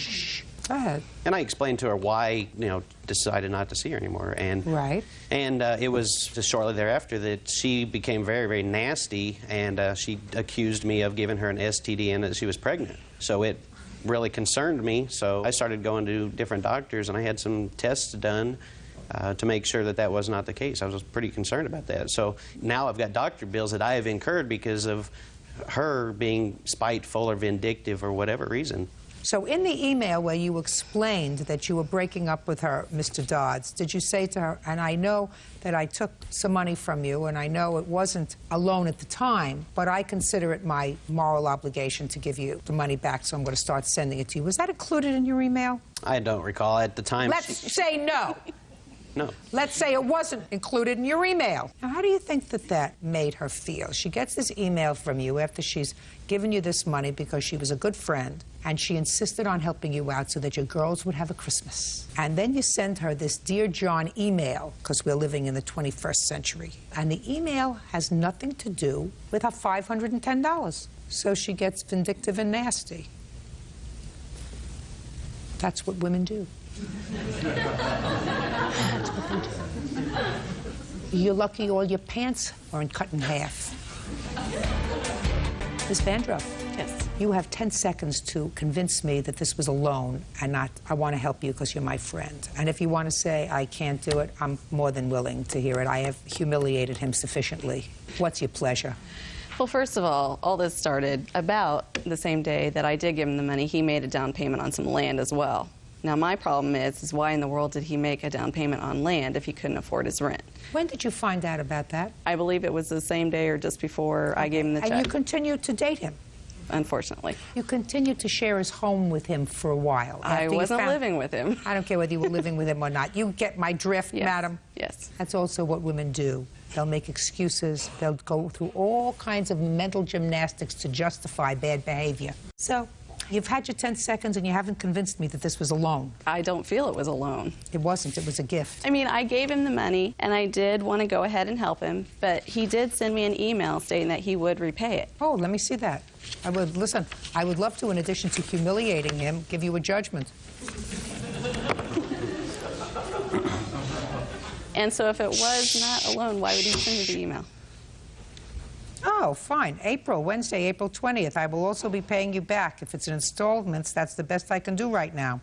That's what you said to her. Yes, ma'am, that's right. At that time, I'd tell her just about anything just to get her off my back. Fine. Well, that's great. Well, that's what you told her. You said I'd be paying you back even in installments. So you didn't start? No, ma'am. As far as I'm concerned, I don't owe her that money. Judgment for the plaintiff in the amount of $510. You acknowledged the debt, sir. You said paying you back. That's all. Step out. Parties are excused. You may step out. I think she's mad, upset that I decided to stop seeing her. He sent me an email saying that he was seeing someone else. We're just not compatible. We get along great as friends, but not as romantic partners. He couldn't tell me because he didn't think that I'd be able to handle it. I haven't talked to her for a while, but we see each other around. I was ticked. It was a fair settlement, I guess. I sent a really hateful email, and I think he deserved it.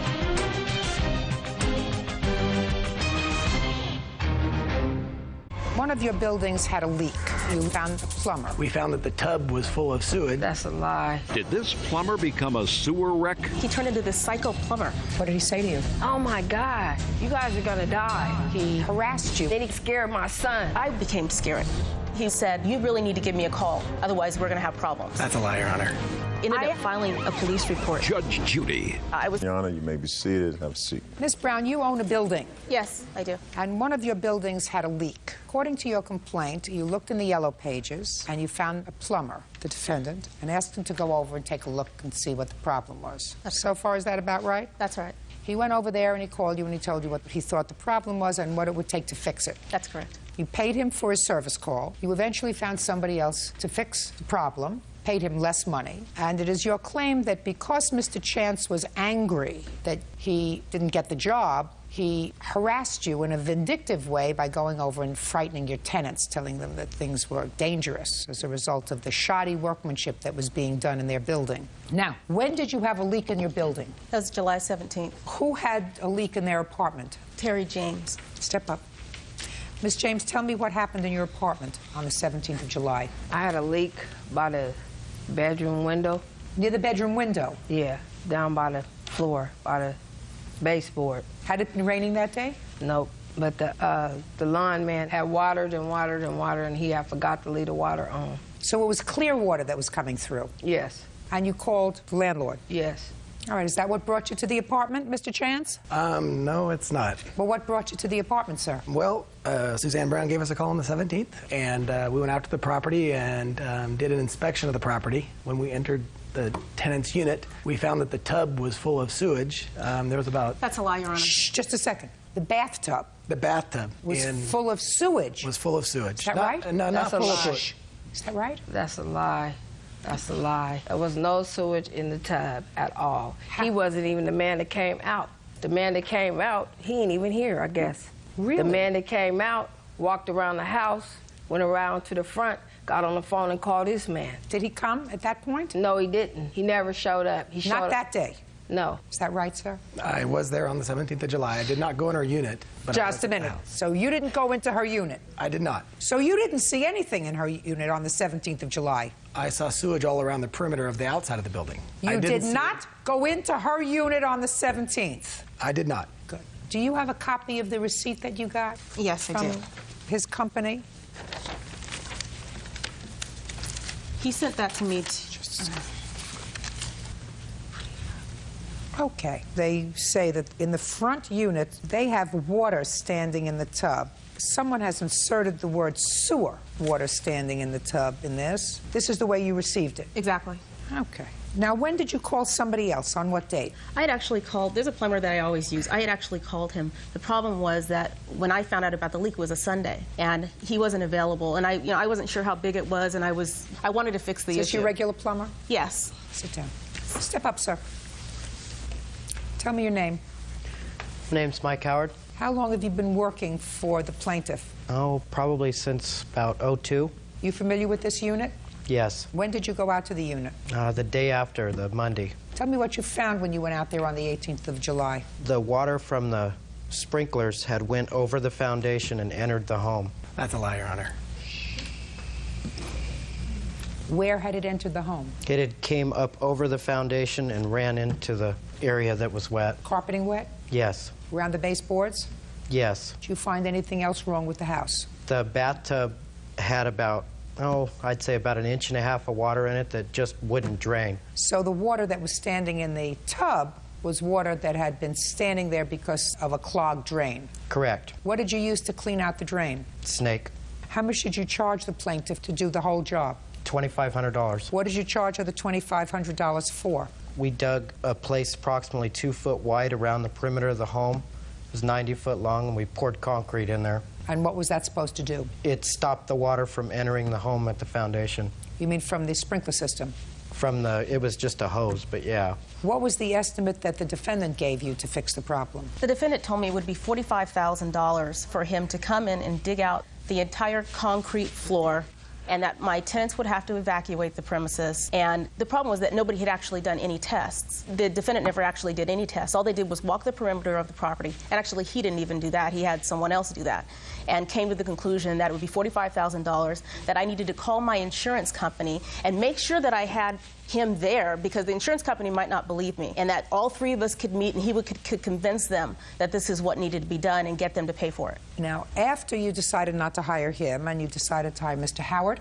Correct. Tell me what you claim he did to harass you and your tenants. Well, on that Monday, when he had gone out and he had started working on it, when I came back that night, I had received numerous calls from Terry James, and I had 2 messages from Tony Chance. The first one said, you know, I tried to run your credit card for the $69 service charge, and either you gave me the wrong number or I wrote it down wrong, and you really need to give me a call as soon as possible, otherwise we're going to have problems. The second message I got said that, I still haven't heard from you. You must be avoiding me. And by the way, I happened to go out to the property today, and I saw that you had some repairs going on there.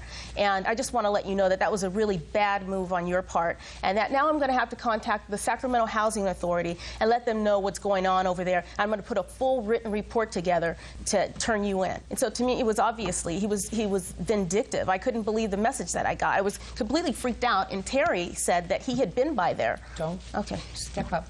You can sit down. Did Mr. Chance come back to the house? Yes, he came back on Monday. He spoke to you? Yes, he did. What did he say to you? Oh, my God. What is this? You mean to tell me they put concrete around the house? The sewage problem is not done. The pipes is busted. You guys are going to die. You guys need to get out right now. You guys should vacate the place. You guys mean to tell me you're not out of there? And then he came back on Tuesday and scared my son. Had my son all upset. Talking about we should have been out of there. We gonna die. We go to sleep. We gonna die. We should have been moved out of there. Okay. Since July 18th or 19th, have you had any other problems in your home? No, I haven't. Any other water? Nothing's wrong. Are you friendly with the other tenants? Yes, I am. Very friendly. Anybody else have any water problems that you know of? Nobody has any problems on the property. I guess you were wrong. I don't think so, Your Honor. I guess you were wrong. Judge Judy continues in a moment. So I'm asking you, what tests did you personally do? Make sure you give me an answer that I'm going to be comfortable with, Mr. Chance. And later today. And it never dawned on you to take the rest of the money and give it back to them. They didn't ask for it back. Insurance isn't supposed to make you rich, madam.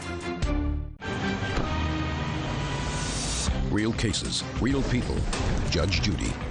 Landlord Suzanne Brown says plumber Anthony Chance harassed her and her tenants after she refused his professional services. Did you write a report to any housing authority with regard to what you found? No, I did not. Ms. Brown says that that's what you threatened to do. Is that what you threatened to do, Mr. Chance? I never threatened to do anything. Did you indicate that that's what you were going to do? No, I did not. What did you say? I said specifically that I had already called the health department due to the fact that there was still a dangerous issue out at her property. When had you called the health department? I called them Monday night when I drove by the property and saw that concrete had been poured over the top of the sewage on the outside of the building. Mr. Chance, but you were wrong, sir, because we've had 5 months since you were there. And no problem. They've taken care of the symptoms, but the problem still exists. And the problem with the property that they have there is the drains underneath the footing were leaking substantially and had been that way for a long time. What tests did you do, specifically, what tests did you do on the 17th when you were there to test that? I've got phone records with me showing that I was on my phone with my service tech who was on the job. What tests did you do? Not your technician. If you call the health department, I would say that you don't rely on a technician. You go out there yourself before you make the call. I did. The very next day. So I'm asking you, what tests did you personally do? Make sure you give me an answer that I'm going to be comfortable with, Mr. Chance. I personally didn't do any tests. That's what I thought.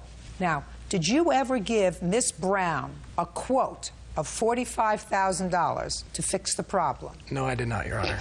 Did you ever say to Miss Brown that she should contact her insurance company? I may have mentioned that, yes. And that you should be there when the insurance company adjuster comes to look at the problem? I advised her that that would be a good idea. And are you telling me that you didn't give her a ballpark figure about what the problem would cost to rectify? No, I didn't, Your Honor. I told her we needed to do tests to determine where the problem was at. Oh, so if you're telling her you needed to do tests to determine where the problem was, why did you call the health department? Well, we knew that there was a problem. We didn't know which bathroom was leaking or where the problem was at underneath the slab because the whole area underneath the house was saturated with sewage. What made you think, sir, that the whole area under the house was saturated with sewage? Because my technician went into the other unit, the back unit, and ran a sink for 20 minutes, and the water proceeded to come up in the carpets in the front bedroom of the front unit, which indicates a backed-up sewer main. And you think that that just happened once, sir? I went by the job on Sunday night. Yeah? Because Suzanne had agreed to meet me there Sunday night. Yeah? And I was sitting in front of the property. I did not go in either of the units, but I saw the sewage around the perimeter of the building. I sat there for maybe 5 minutes, and then Suzanne called me and said, "I'm sorry, but something's come up. I can't meet you. I'll have to do it on Monday." So I left the property, but at that point, I was able to witness the wet sewage all the way around the outside footing, and it definitely was. What made out you from- think it was wet sewage, sir? Based on the description that my technician gave me while he was in the home. Mr. Chance, you want to know what I think, sir? What? I'm going to tell you what I think. I think that you were really annoyed with Miss Brown because she decided not to use you to fix this major problem and did you out of a really expensive job. Because he came out and said he ran a snake in the tub, the water went down, and she's had no more problems. 5 months later, your technician came out and did zippo. Nothing. Left the standing water in the bathtub and did nothing. What you did was you decided this was a big job. The entire foundation of this house had to be ripped up. Call your insurance company and let them know. All has to be redone. And then somebody else came and did it, and you were annoyed. And you didn't call the health department until after you were advised that she had gotten somebody else to fix what she perceived to be the problem, or what she was told by a professional was the problem. That's vindictive, sir.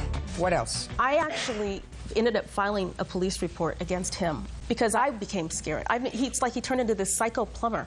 And he was just annoyed. It was a $45,000 job that went out the window because you got somebody with a snake to fix the problem. Judy, I have some evidence. My friends call me by my first name.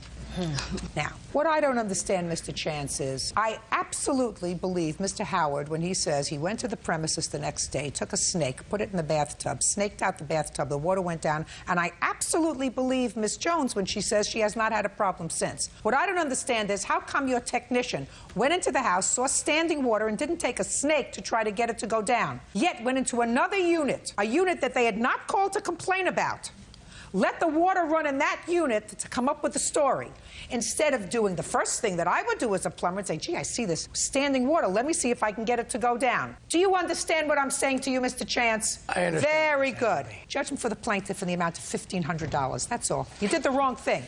It's going to cost you. Your Honor. Parties are excused. You may step out.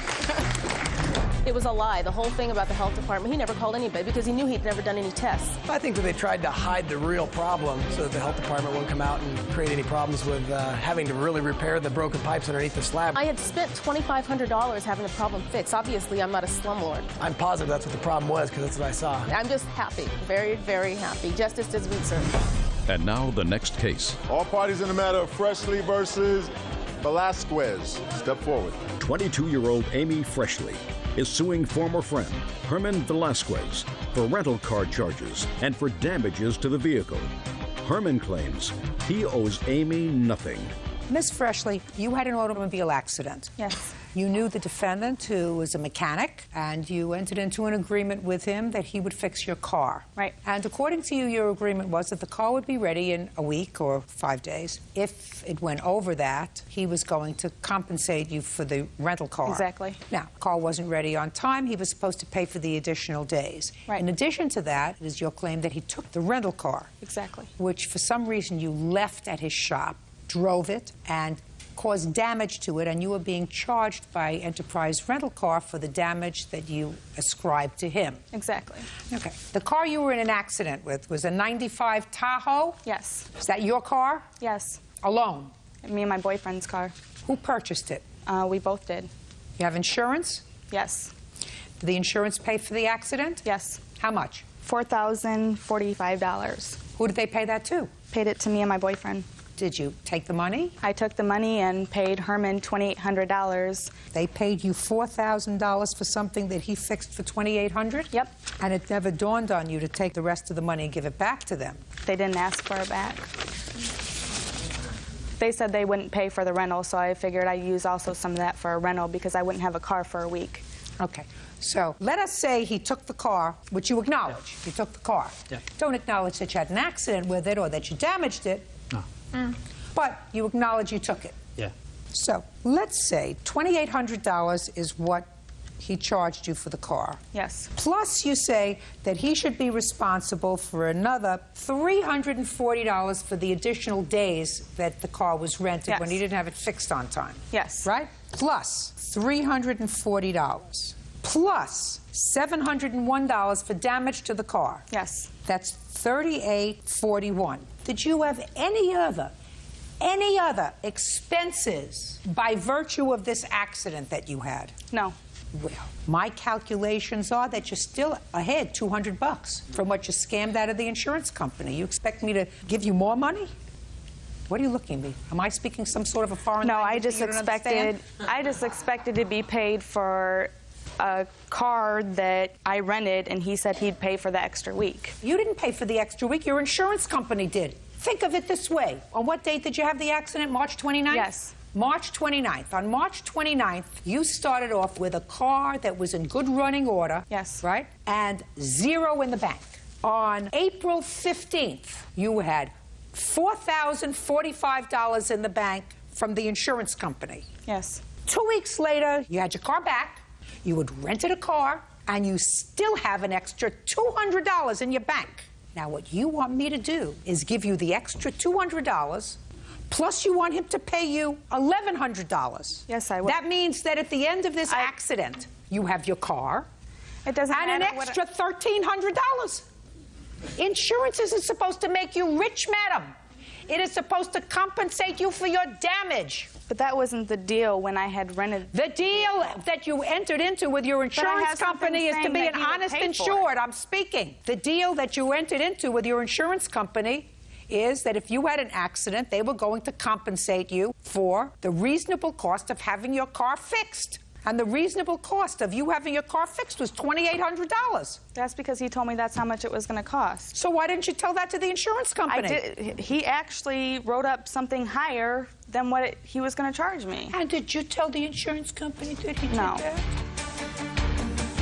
Let me tell you all about the doctrine of clean hands. The doctrine of clean hands is something that we learned very early on in law school. It says that when a citizen comes into court and asks the court to hear their case, they can't come in with dirty hands, which means they can't come in being wrong, scamming somebody and saying, well, he's a worse scammer than I am. Why won't you help me? What he did was worse. I had a deal with him. We had a deal that he was going to jack up the cost of fixing the car. He was going to have the adjuster come to his place and say it needs this and this and this and this and this. And he was going to get $2,800 to fix it, and I was going to end up pocketing the rest, which was $1,000 or whatever. And the only one that was going to be out is the insurance company, and they got plenty of money anyway. So, madam, you get from me nothing. Zippo, nada, except a lesson in morality. Your case is dismissed. Parties are excused. You may step out. I paid a lot of money for the rental, you know, and she wants me to pay more. I'm actually out money, whether she thinks so or not. But I had already paid her what I told her I was going to pay her. I didn't feel like I did anything wrong.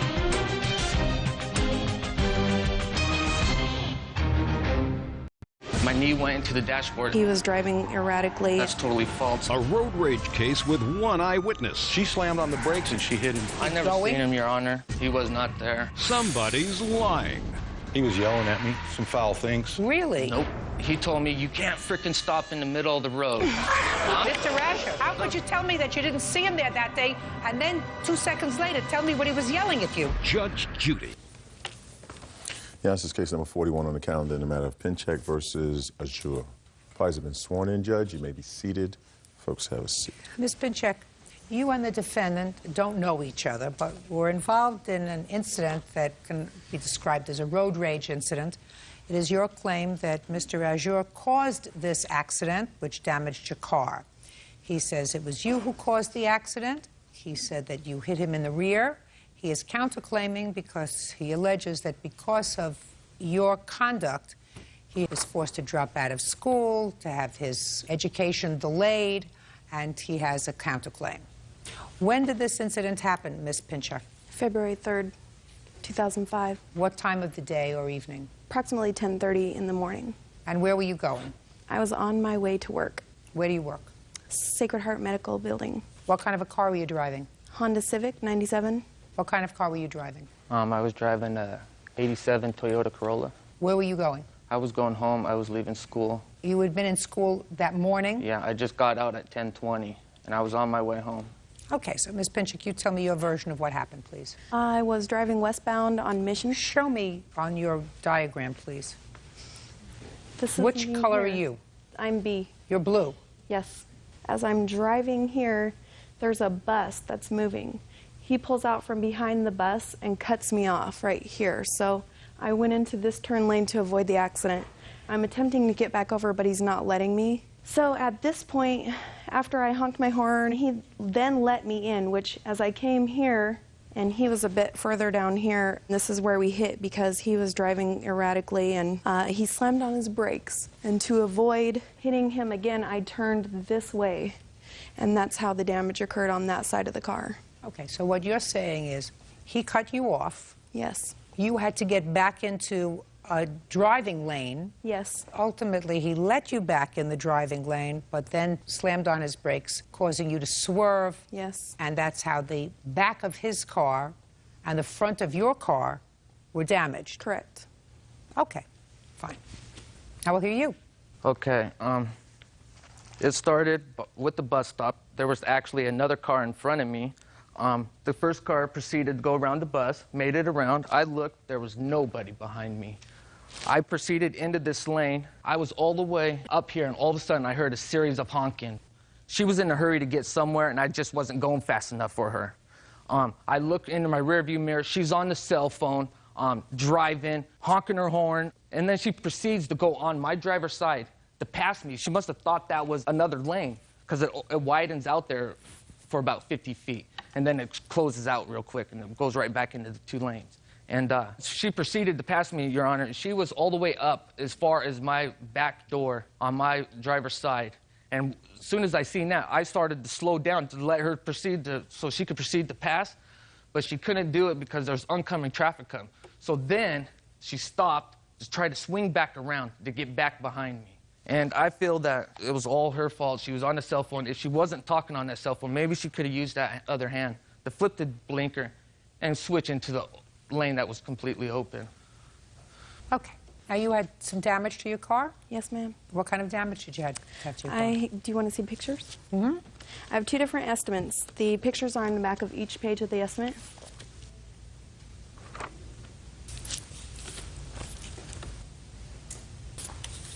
What happened when the police arrived? One officer talked to me, and I told him the story, and basically he wrote out the report, and that was it. He said that he attempted to contact my witness. Do you have a police report? Yes, I do. Can I see it, please?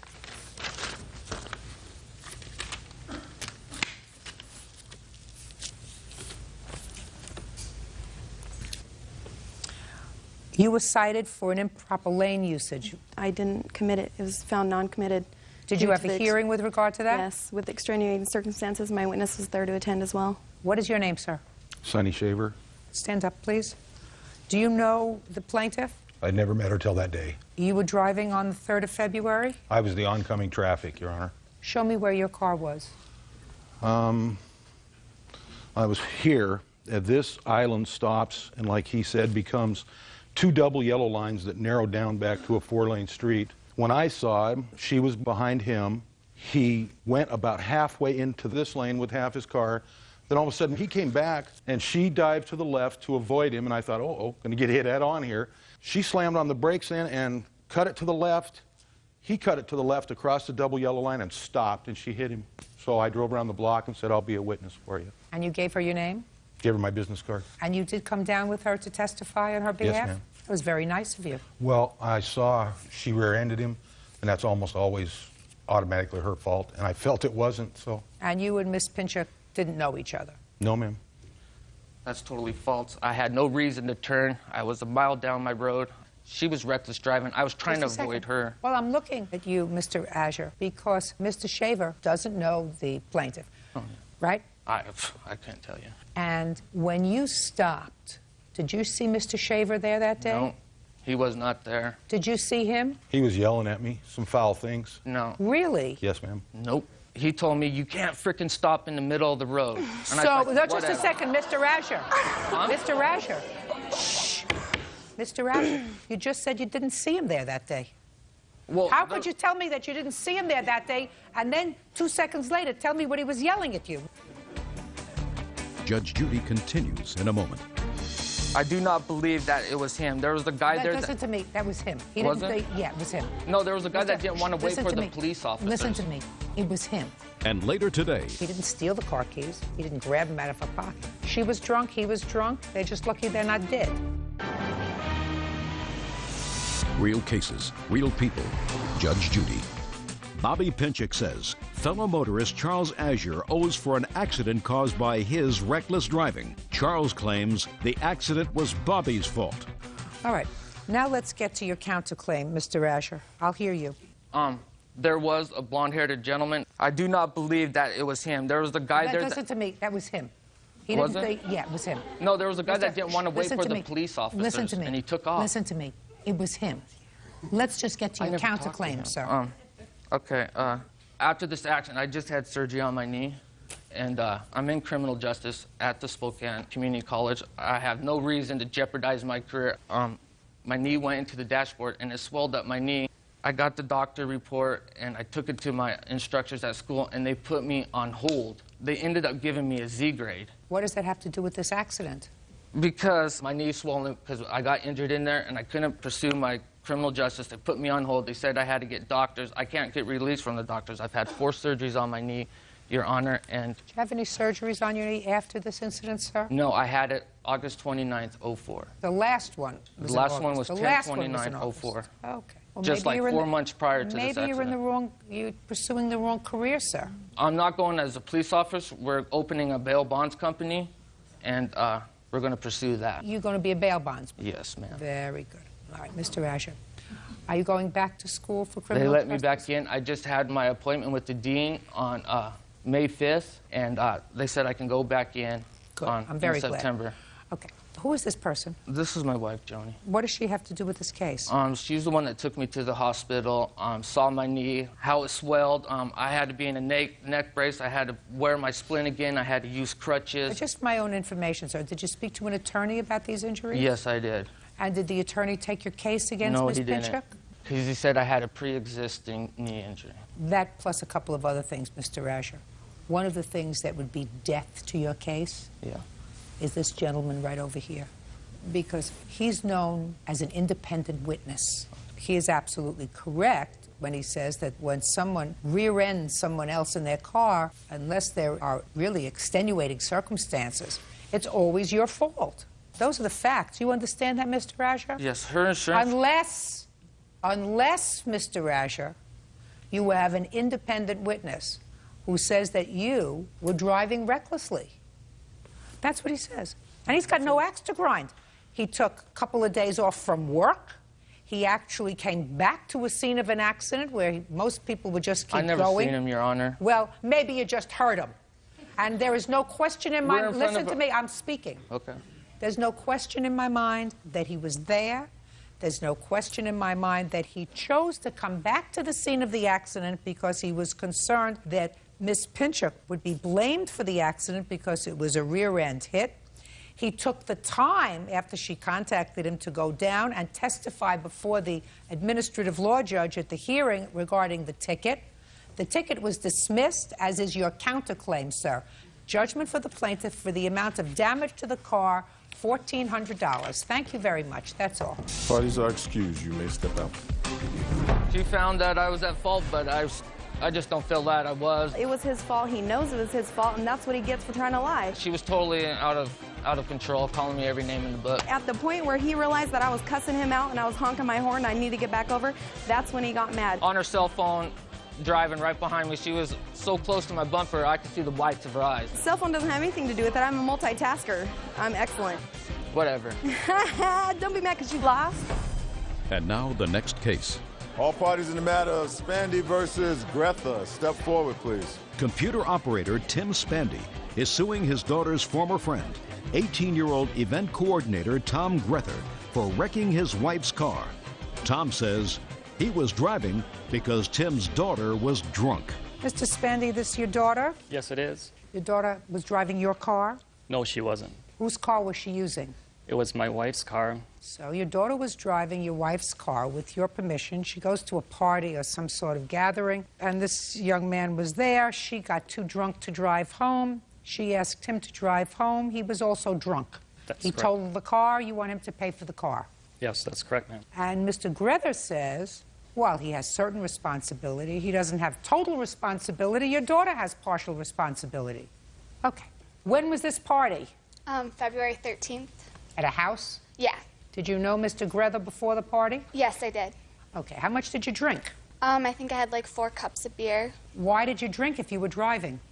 I was planning on staying over. So why didn't you stay over? Because there's some drama about missing pieces, and then all of Missing pieces? What? Bongs. What is that? Stuff you smoke marijuana out of. Oh. There was drama about some drugs. Yeah.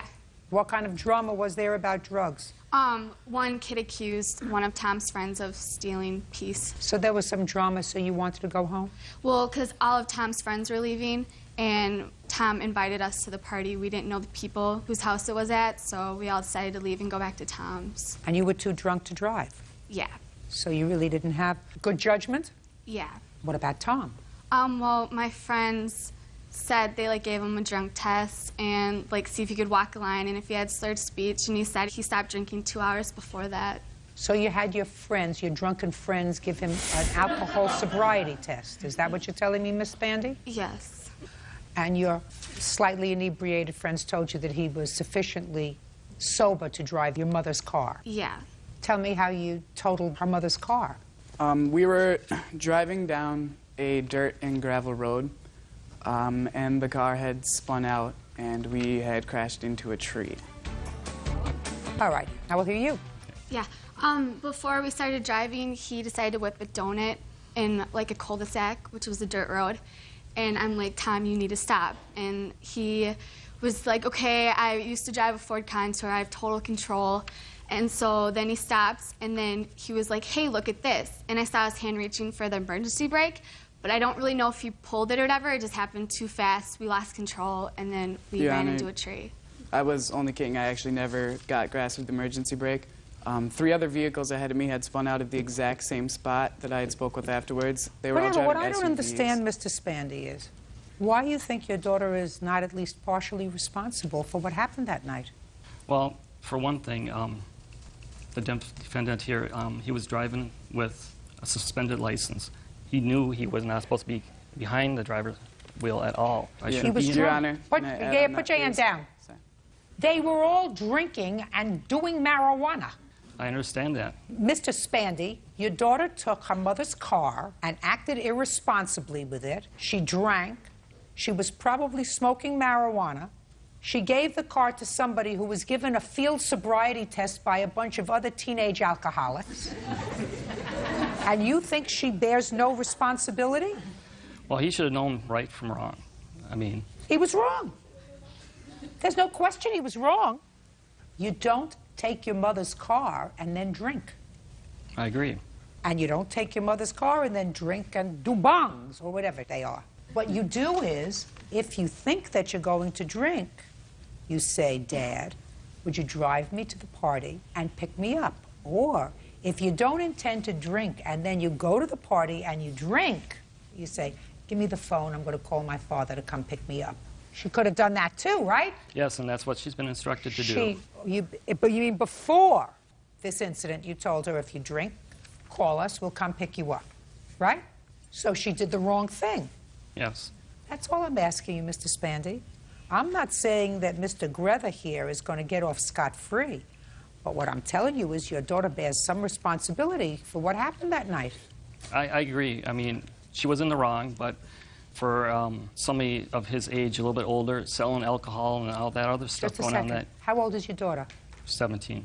And how old are you? I'll be 19 in a few weeks. Listen, she's 17, he's 18. You know how much longer it takes a boy to mature than it takes a girl to mature? Yes. I just want you to take a look at him. Take a look at him. You'll understand what I'm talking about. Yes, I understand completely. Do you understand what I'm talking Oh, about? yes. All right. So don't tell me that he's so much older and is selling liquor. She's 17 years old. She shouldn't be drinking 5 beers, right? I understand that. Bad judgment. Yes, very. And if you start... May I please add on the... Don't say anything. Sorry. All right. Start with this premise, Mr. Spandy. But for the fact that your daughter did the wrong thing, you would not be standing here today. Correct. She did the wrong thing 3 times. She took the car, she drank. Yes. Instead of calling you to come pick her up, she gave the car keys to him. But for her actions, he, who's not any older than she is, would not have control of the car. He didn't steal the car keys. He didn't grab them out of her pocket. She was drunk, he was drunk. They're just lucky they're not dead. Yes. So the car was totaled. Yes. Did you have insurance? I only had liability, no collision, so the insurance company would not pay for it. When did you purchase the car? I purchased it 8/25/04. And how much did you pay for it? We paid a little over $4,300.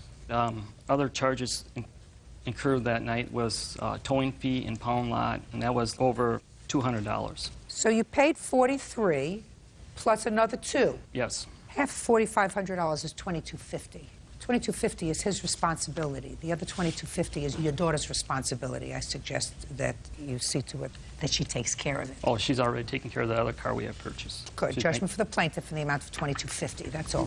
Parties have excused. You may step out. I take some of the responsibility. I mean, I made a wrong decision. I should not have been driving. I fully agree with her that they both were at fault. I'm happy with it. At least I guess we got some money out of it to help pay. She chose to drive to a party knowing that there was liquor. Everything happened just so quickly. The police were involved. I was just hysterical. I couldn't control myself. I made a phone call to her father, apologized for what had happened, and offered to make up some type of payment plan. He refused the payment plan and told me that he wanted it all in one sum. You know, making up payment plans would not go over well because you skip a payment here, skip a payment there, so I just thought one lump sum would be better. I'm just glad that things turned out this way and that Judge Judy saw my side of it.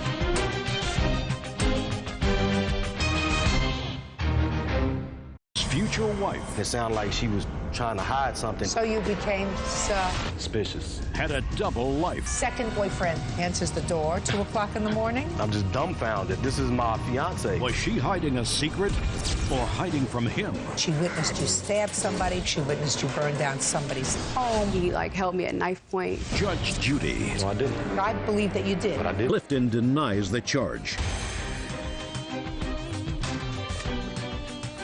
Your Honor, this is case number 127 on the calendar in the matter of Fennell versus Campbell. Thank you, Bertie. You're welcome, Judge. Parties have been sworn in. You may be seated. Folks, have a seat, please. All right, Miss Fennell, this is your old boyfriend. Correct. This is, according to your complaint, probably Carlos. That's Carlos, correct. New boyfriend. Old boyfriend also. Old boyfriend. Correct. You don't stand still too long. Who is this? This is my fiance, Tiffany. She's just here for moral support? Mm-hmm. Because she brought the old boyfriend, you brought the Tiffany. Right. Got it. Miss Fennell, according to your complaint, this gentleman, with whom you had a relationship for a while, became annoyed when he found out that you were with Carlos, and he vandalized your car. Mr. Campbell says he was, in fact, annoyed, but he didn't do any damage to your car. When were you and Mr. Campbell involved in a relationship?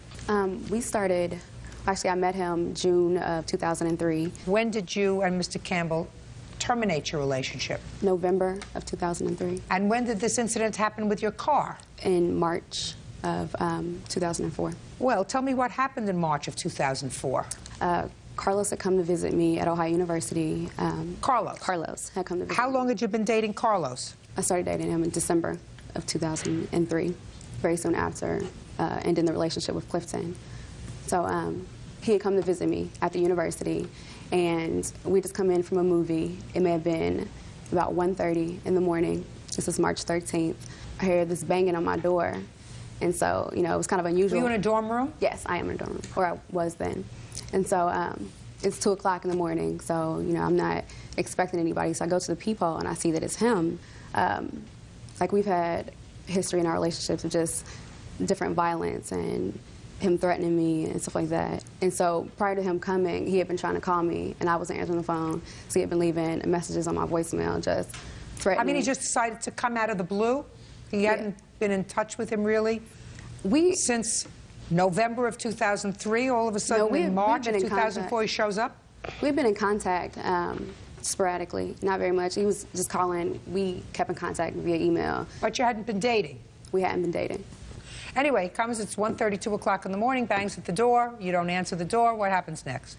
Carlos is there. Carlos wants to answer the door, and he and Cliff had just a few words. It wasn't a big episode like I thought it would be. And afterwards, he walked. Did you say anything to Mr. Campbell? No, I didn't. Okay. What happened next? Once he left the dorm room, I went to my dorm window because I know what he's capable of. And so when I looked out the window, I saw him kicking my car and walking away. Did you call the police? I did. That same day? That same evening. You have a police report? I do. I see it, please. There's some pictures.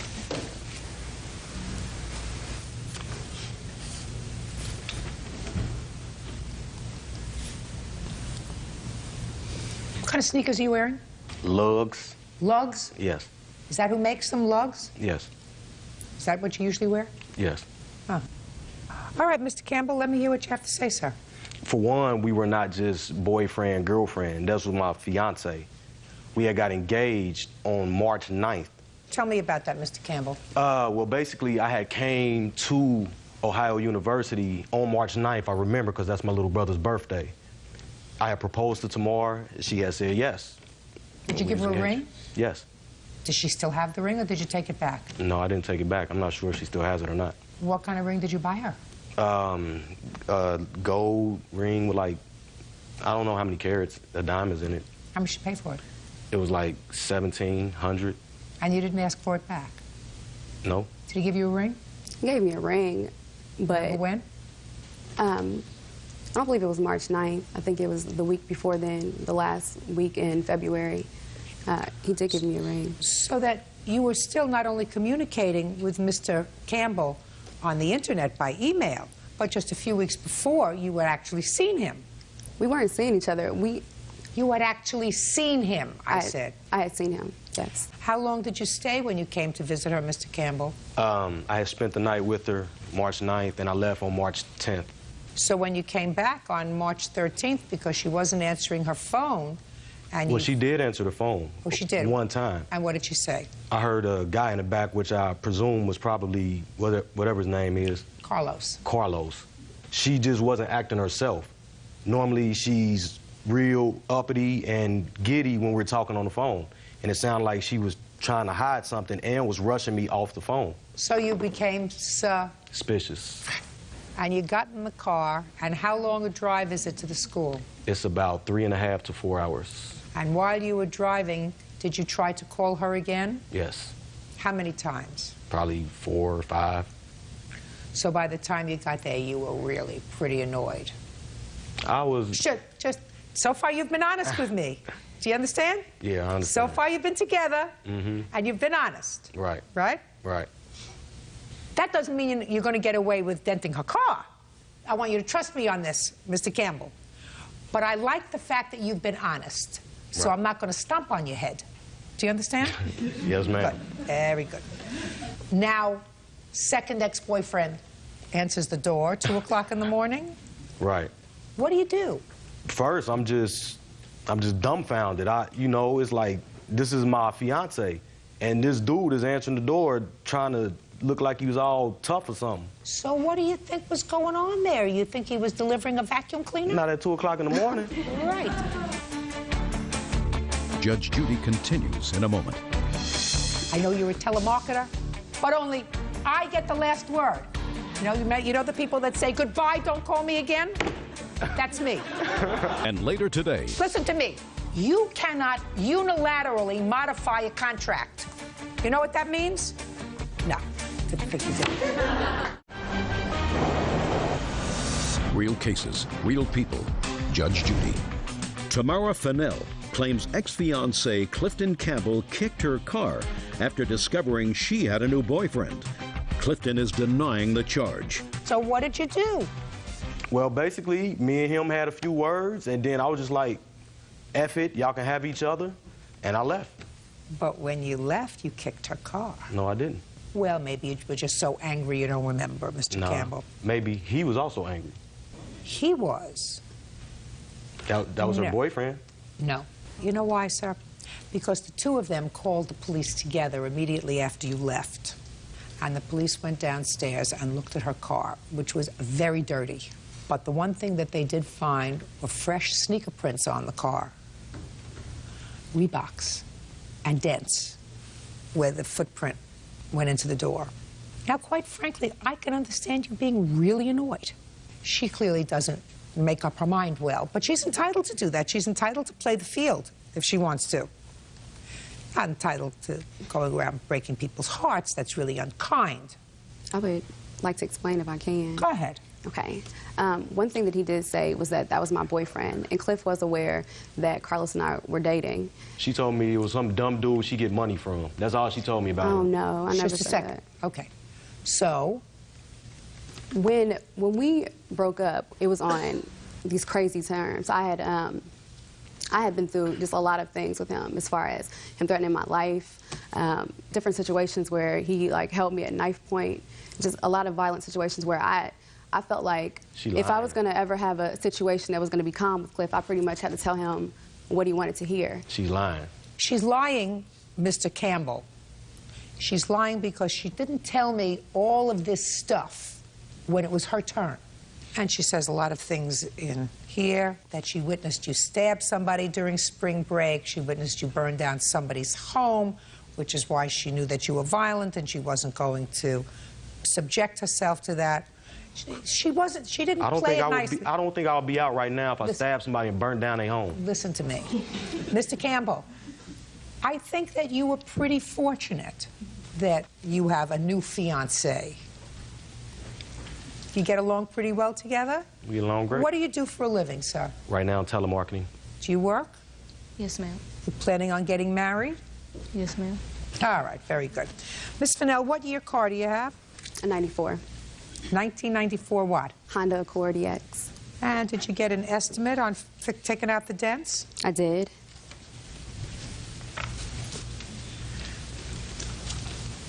Let me take a look at the picture. I see a dent near a door. Is that right? Yeah. Yeah, well, you can pull out the dents in that car. The paint isn't off. The paint's off. Car's 10 years old. Is it just off in that spot? Excuse me, Judge. It's only in that spot. She told me one night around Christmas that she had got drunk and got in a wreck and dented her car up. Listen to me. The police noted the damage on March 13th, sir. I'm not believing her. I'm saying the police noted the damage. I understand that. Oh, but if she good. was messing with two different guys at the time, how do I know it was in the third or fourth that got off and did that Just to a her second. car? You don't have to. Only I have to know, Mr. Campbell. And there may have been somebody else that gave her car a good clop. But so did you, on your way out. No, I didn't. I'm telling you that I believe that you did. You had the opportunity, you had the inclination, and you certainly, Mr. Campbell, had the motive. But I didn't. Don't say it again. There's only one person who gets the last word, and that's me. Do you understand? Only me. I know you're a telemarketer, but only I get the last word. You know the people that say, goodbye, don't call me again? That's me. Tamara Fennell claims ex-fiancé Clifton Campbell kicked her car after discovering she had a new boyfriend. Clifton is denying the charge. You get a ding doctor to pull out the dings that he did on your now almost 12-year-old car. Not for $1,700, which is more than the car is worth, but for $500. Judgment for the plaintiff in the amount of $500. That's all. Don't play with people's hearts, Miss Fennell. Sometimes you're going to get burned. This time it was just your car. Next time it may be another part of you. That's all. Parties are excused. You may step out. I believe it was when she heard that I was engaged to a new female. She just went on ahead and decided to try her best to do something to get back at me. Oh, no. He wasn't even with anybody else at that time. Like he said, he had just proposed to me. So, no, I wasn't upset at all. I wouldn't mind getting the ring back. That's a lot of money. He told me to pawn it. It definitely wasn't a $1,700 ring. I think it was something that he might have stole from his grandmother's jewelry box. I believe she played games to the fullest. And now the next case. All parties in the matter of Lampa versus Fout. Step forward. 23-year-old Mindy Lampa is suing her former friend, 23-year-old Gary Fout, for an unpaid loan. Mindy claims Gary promised to repay the loan with his tax refund, but never did. Miss Lampa, Mr. Fout was a friend of yours, and according to what I've read, you've known him for about 4 years. Correct. Are you an accountant by trade? No. But you do your own income tax and you do income tax for other people? Correct. This past year, Mr. Fout asked you to do his taxes, according to your complaint. Correct. And you agreed for a small fee. Right. So far, are we correct? Yes, ma'am. And you were entitled to a refund? Yes, ma'am. Of how much, sir? $28.60 or something like that. Is that right? $28.81. And you wanted that refund right away? Yeah. And what did you tell him, Miss Lampa? I told him that if he agreed to give me the refund, give me the money back once the refund was posted, that I would give him the loan as long as he agreed to it. He said he would, so I wrote him the check. So far, is that right? Yes, ma'am. When did you do his taxes? February 13th, the week of the February 13th. And when did you give him the check? I wrote him the check on February 16th. And when did you cash the check, Mr. Fout? It was deposited maybe this next day. Yeah. You did get the refund back? Yes, ma'am. And you didn't give her the money? No. And the reason that you didn't give her the money is because, A, you say that she told your mother, and she shouldn't have done that. Correct. And B, she doesn't need the money anyway. Shh. Please. That wasn't the case, no. Well, that's what you say in your answer. Well, the reason was she had started calling me about a week. Just a second. I just want to make sure I had both of your reasons, both of your defenses. Okay. One, you say that the plaintiff told your mother. Correct. And the second thing was, I don't know why she is so hard up for this money. She lives expense-free with my father-in-law. Correct. So, my first question is, how do you know this idiot? He used to be a co-worker with me. Okay. You got 10 seconds to explain to me why she isn't entitled to this judgment. She called me about a week after she gave me the check, saying, I want the money, I want the money. I hadn't had the refund yet. When did you get the refund? It was about... That's very easy to figure out, sir. It was 7 or 8 weeks afterwards, I believe. I do have a copy of the I'd like status. to see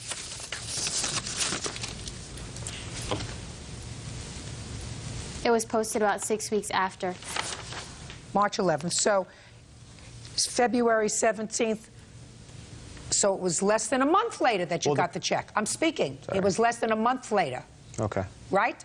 Correct. Okay. Now, when you got the check, March 11th, why didn't you give her the money? She had called me about a week after she gave me the check, her check, saying, I need it. Told her it hadn't deposited yet.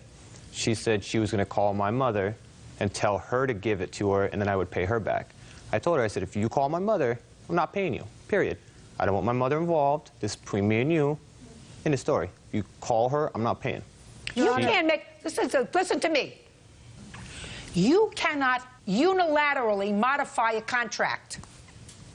You know what that means? No. Didn't think you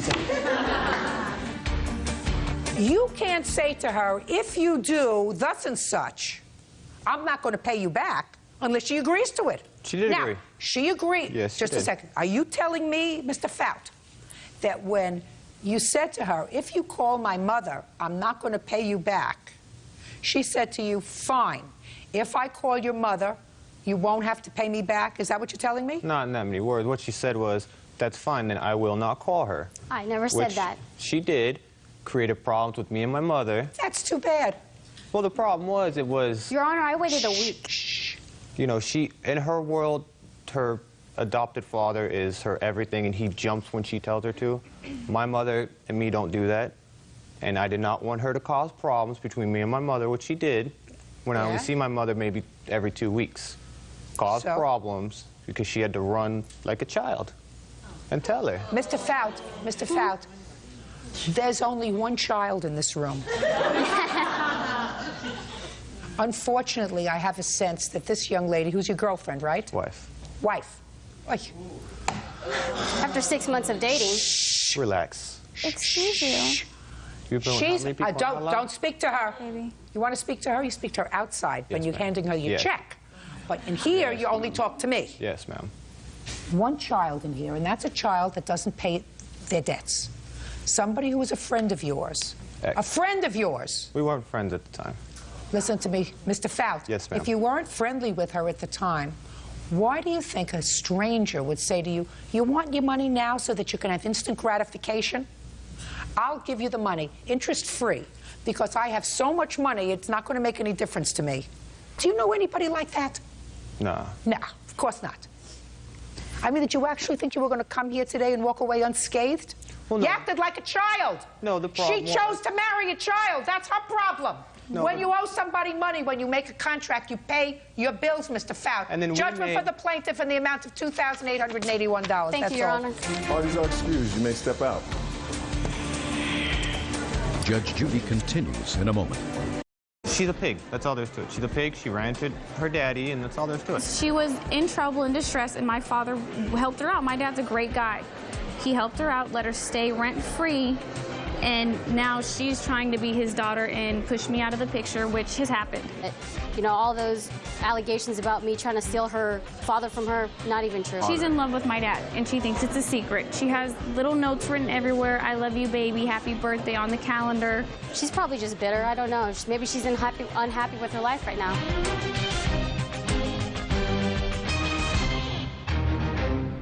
He said, I'm leaving, and I snapped. When he wanted out, she disregarded our relationship. Quiet in the courtroom. Your Honor, this is case number 43 on the calendar in the matter of McManus versus Leal. Parties have been sworn in. You may be seated. Sir, have a seat. All right, Mr. McManus, it is your claim that the defendant, Mr. Leal, owes you, really you and your wife, for 2 loans that you made to him during the course of his relationship with your daughter. Correct. One was for $1,500 towards the purchase of a car for him. Yes. The second was $125 that he needed because he was short of rent, and he called you and asked you for the money. Mr. Leal says that you generously agreed to help him buy this car, and it was a gift. The $1,500 was a gift, and as was the $125 that you gave him towards the rent. Mr. Leal is counterclaiming because he says when he attempted to break off the relationship with your lovely daughter, she threw a hissy fit and broke a whole bunch of his property. Yes. Correct, sir? I'm going to start with you. When were you and Elizabeth dating? January, I believe. Of what year? Was it 2003? Elizabeth, when? It was in March of 2003. March. And there was a time that you lived together. Would you tell me when that was? After dating there, we actually both moved to Michigan, where I went to school at, and Mr. McManus wasn't too happy there. Oh, this is a whole saga here. When did you live together, Mr. Leal? But I moved down, and that was in January, I believe. 2004? Yes. Now, you didn't have a car. No. You were sharing a car with Elizabeth? Yes. You wanted your own car, and you approached your parents. Mm-hmm. And they agreed to give you how much money? They gave me about $3,900. Go ahead. I found a car that was well decently priced for $4,900. You saw a car for $4,900. Mm-hmm. All you had was $3,900. Mm-hmm. So what did you do, Gilbert? I didn't really think twice about it. At the time, I didn't really find anything that was working with $3,900. Life is very short. Right. And I have a lot of work to do. Right. So, you have $3,900. Mm-hmm. The car you want is $4,900. Mm-hmm. What did you do? Well, we were living together, like you already know. At the time, me and Elizabeth kind of briefly discussed it a little bit, but it still wasn't anything, too serious. So her dad approached me with helping me. Gilbert, at some point you had to call Mr. McManus and say, I have $3,900. The car I want is $4,900. Can you help me out? Right. So, I don't want to put words in your mouth. That's not what I do. How did the McManuses find out that the car you sought exceeded your bank account? Through Elizabeth. Did you discuss with your parents the fact that his eyes were bigger than his stomach? Yes, Your Honor, and there was a... Just a second. Okay. So he told you, and you went to your parents. Uh-huh. He also spoke to my parents. Just a second. Who went there first, Elizabeth? Me, and... Okay.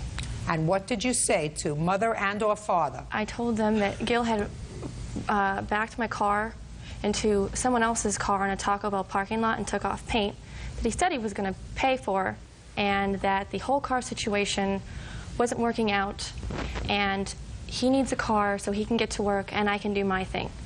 Can you... That's what you told your parents? Yes. Can you what? Can you help him out by giving him a loan? Who did you discuss it with, your father or your mother? My mom. What did your mother say?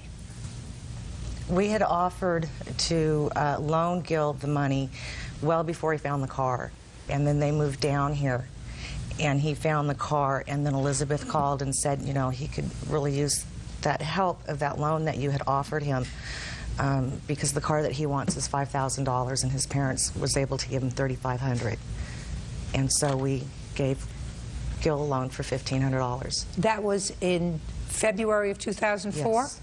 Now, when did you break up? March 14th, 2004. So, a couple of weeks later, right? But there was a second loan.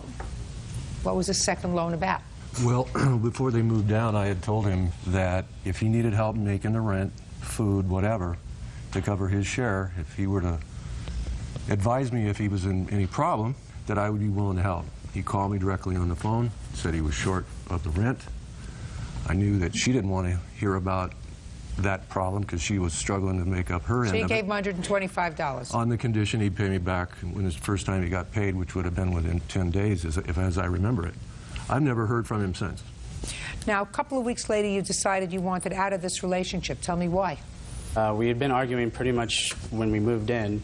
It was just tough on us. I wasn't working full-time, and she then started talking with her ex-boyfriend and different things like that, and disregarded our relationship altogether. I said it wasn't going to work out, so Now let's I get to your decided to move. counterclaim, Gilbert. Well, counterclaim was that day that I moved out that night. She decided to help me move by breaking my stuff and throwing it at me. On top of that, I had two items that were very close to me and very personal to me that she threw and lost. Allow me to intervene if I may. I was, Okay. if I could be so bold, Judge. You can't. You have to apologize. Judge Judy continues in a moment. You double lock the door from the inside. Mm-hmm. Nasty. Take your hands off your hip. Sorry. Yes, I agree. That was nasty. And he said, I'm leaving. And I snapped. And later today, You have a drug problem? No, ma'am. So then why weren't you working? We were working. Well, was two just- people working, it would seem to me you could have some sort of place for your children. claim Elizabeth's ex-boyfriend, Gilbert Layell, owes for a loan to buy a car and unpaid rent. Go ahead. We did have a big fight. And what he's referring to is that he left the apartment for 2 hours. Didn't tell me where he was going, nothing. And I ended up locking the doors on him, and I went to bed. And so whenever he came back, he's pounding on the door, and I wasn't going to let him in because... I mean, you double lock the door from the inside. Mm-hmm. Nasty. I was trying to do that. Yeah, Take that your hands off your hip. Sorry. Yes, I agree. That was nasty. I was trying to show him that don't just leave me for hours and don't tell me where you go. So what I'm trying to get at is that he came in the house, and it ended up that he said, I'm sick of this. I'm leaving. And I snapped.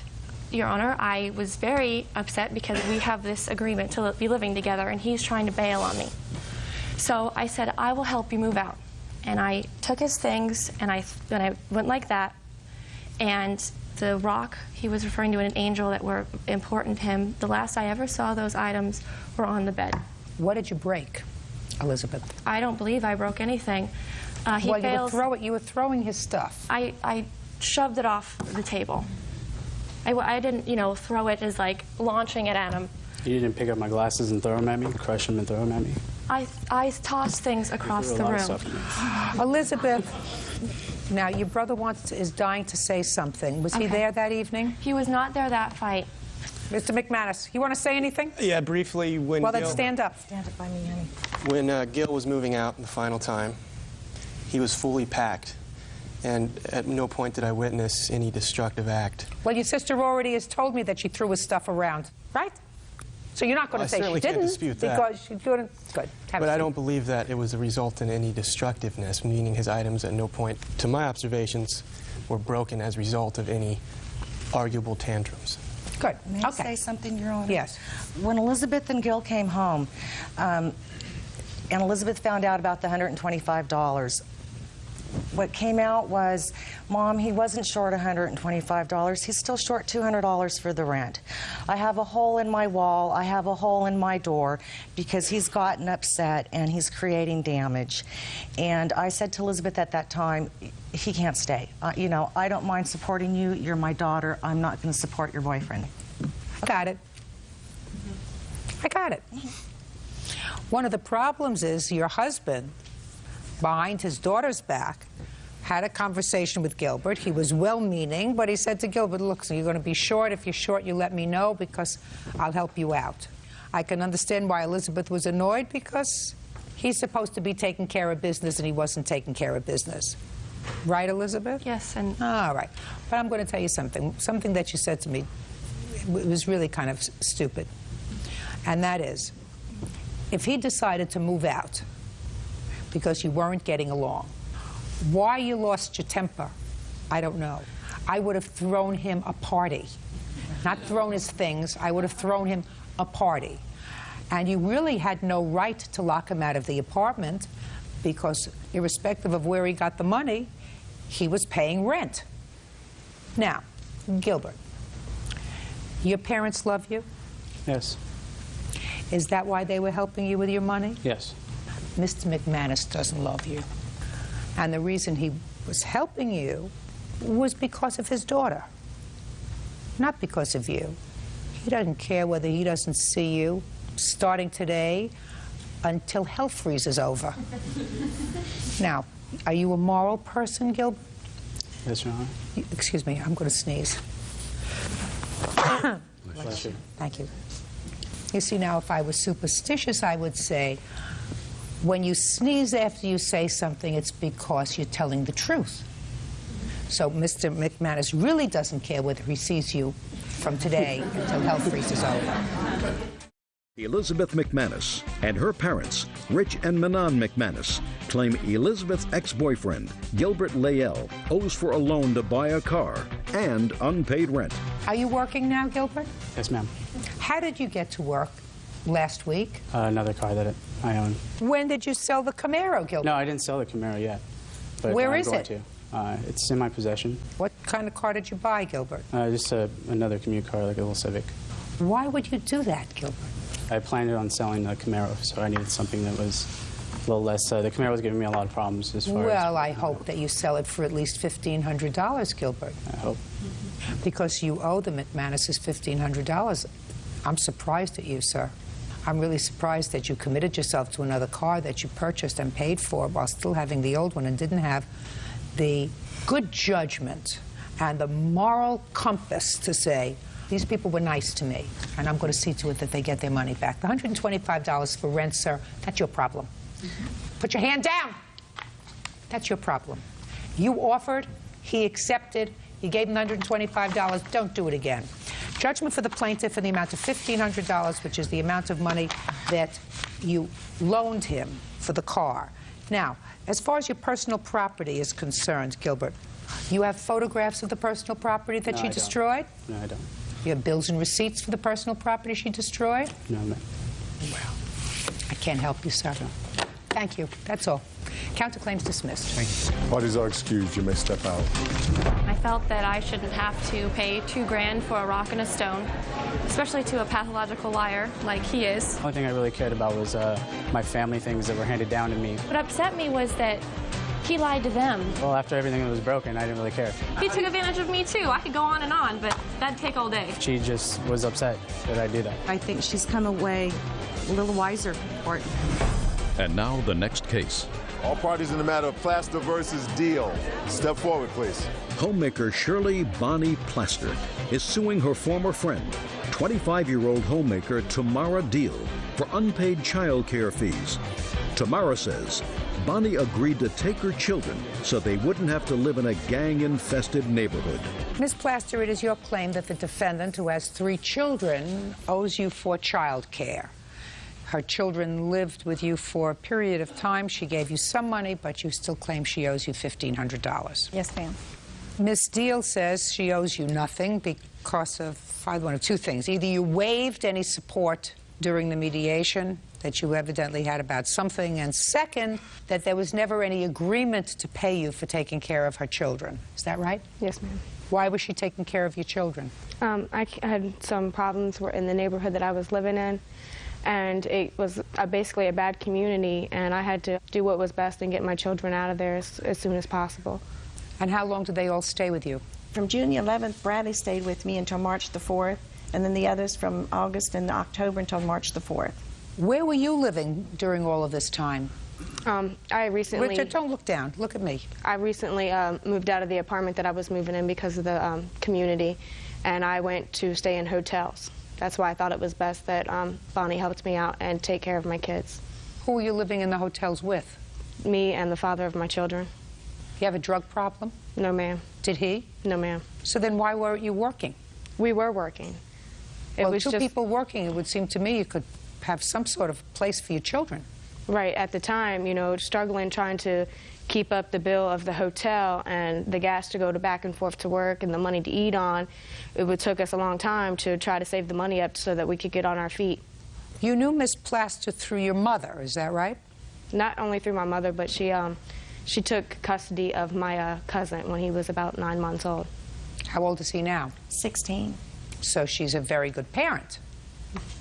Yes. What arrangements did you make to pay her for taking care of your children? I gave her $150 a week, every week. Is that right?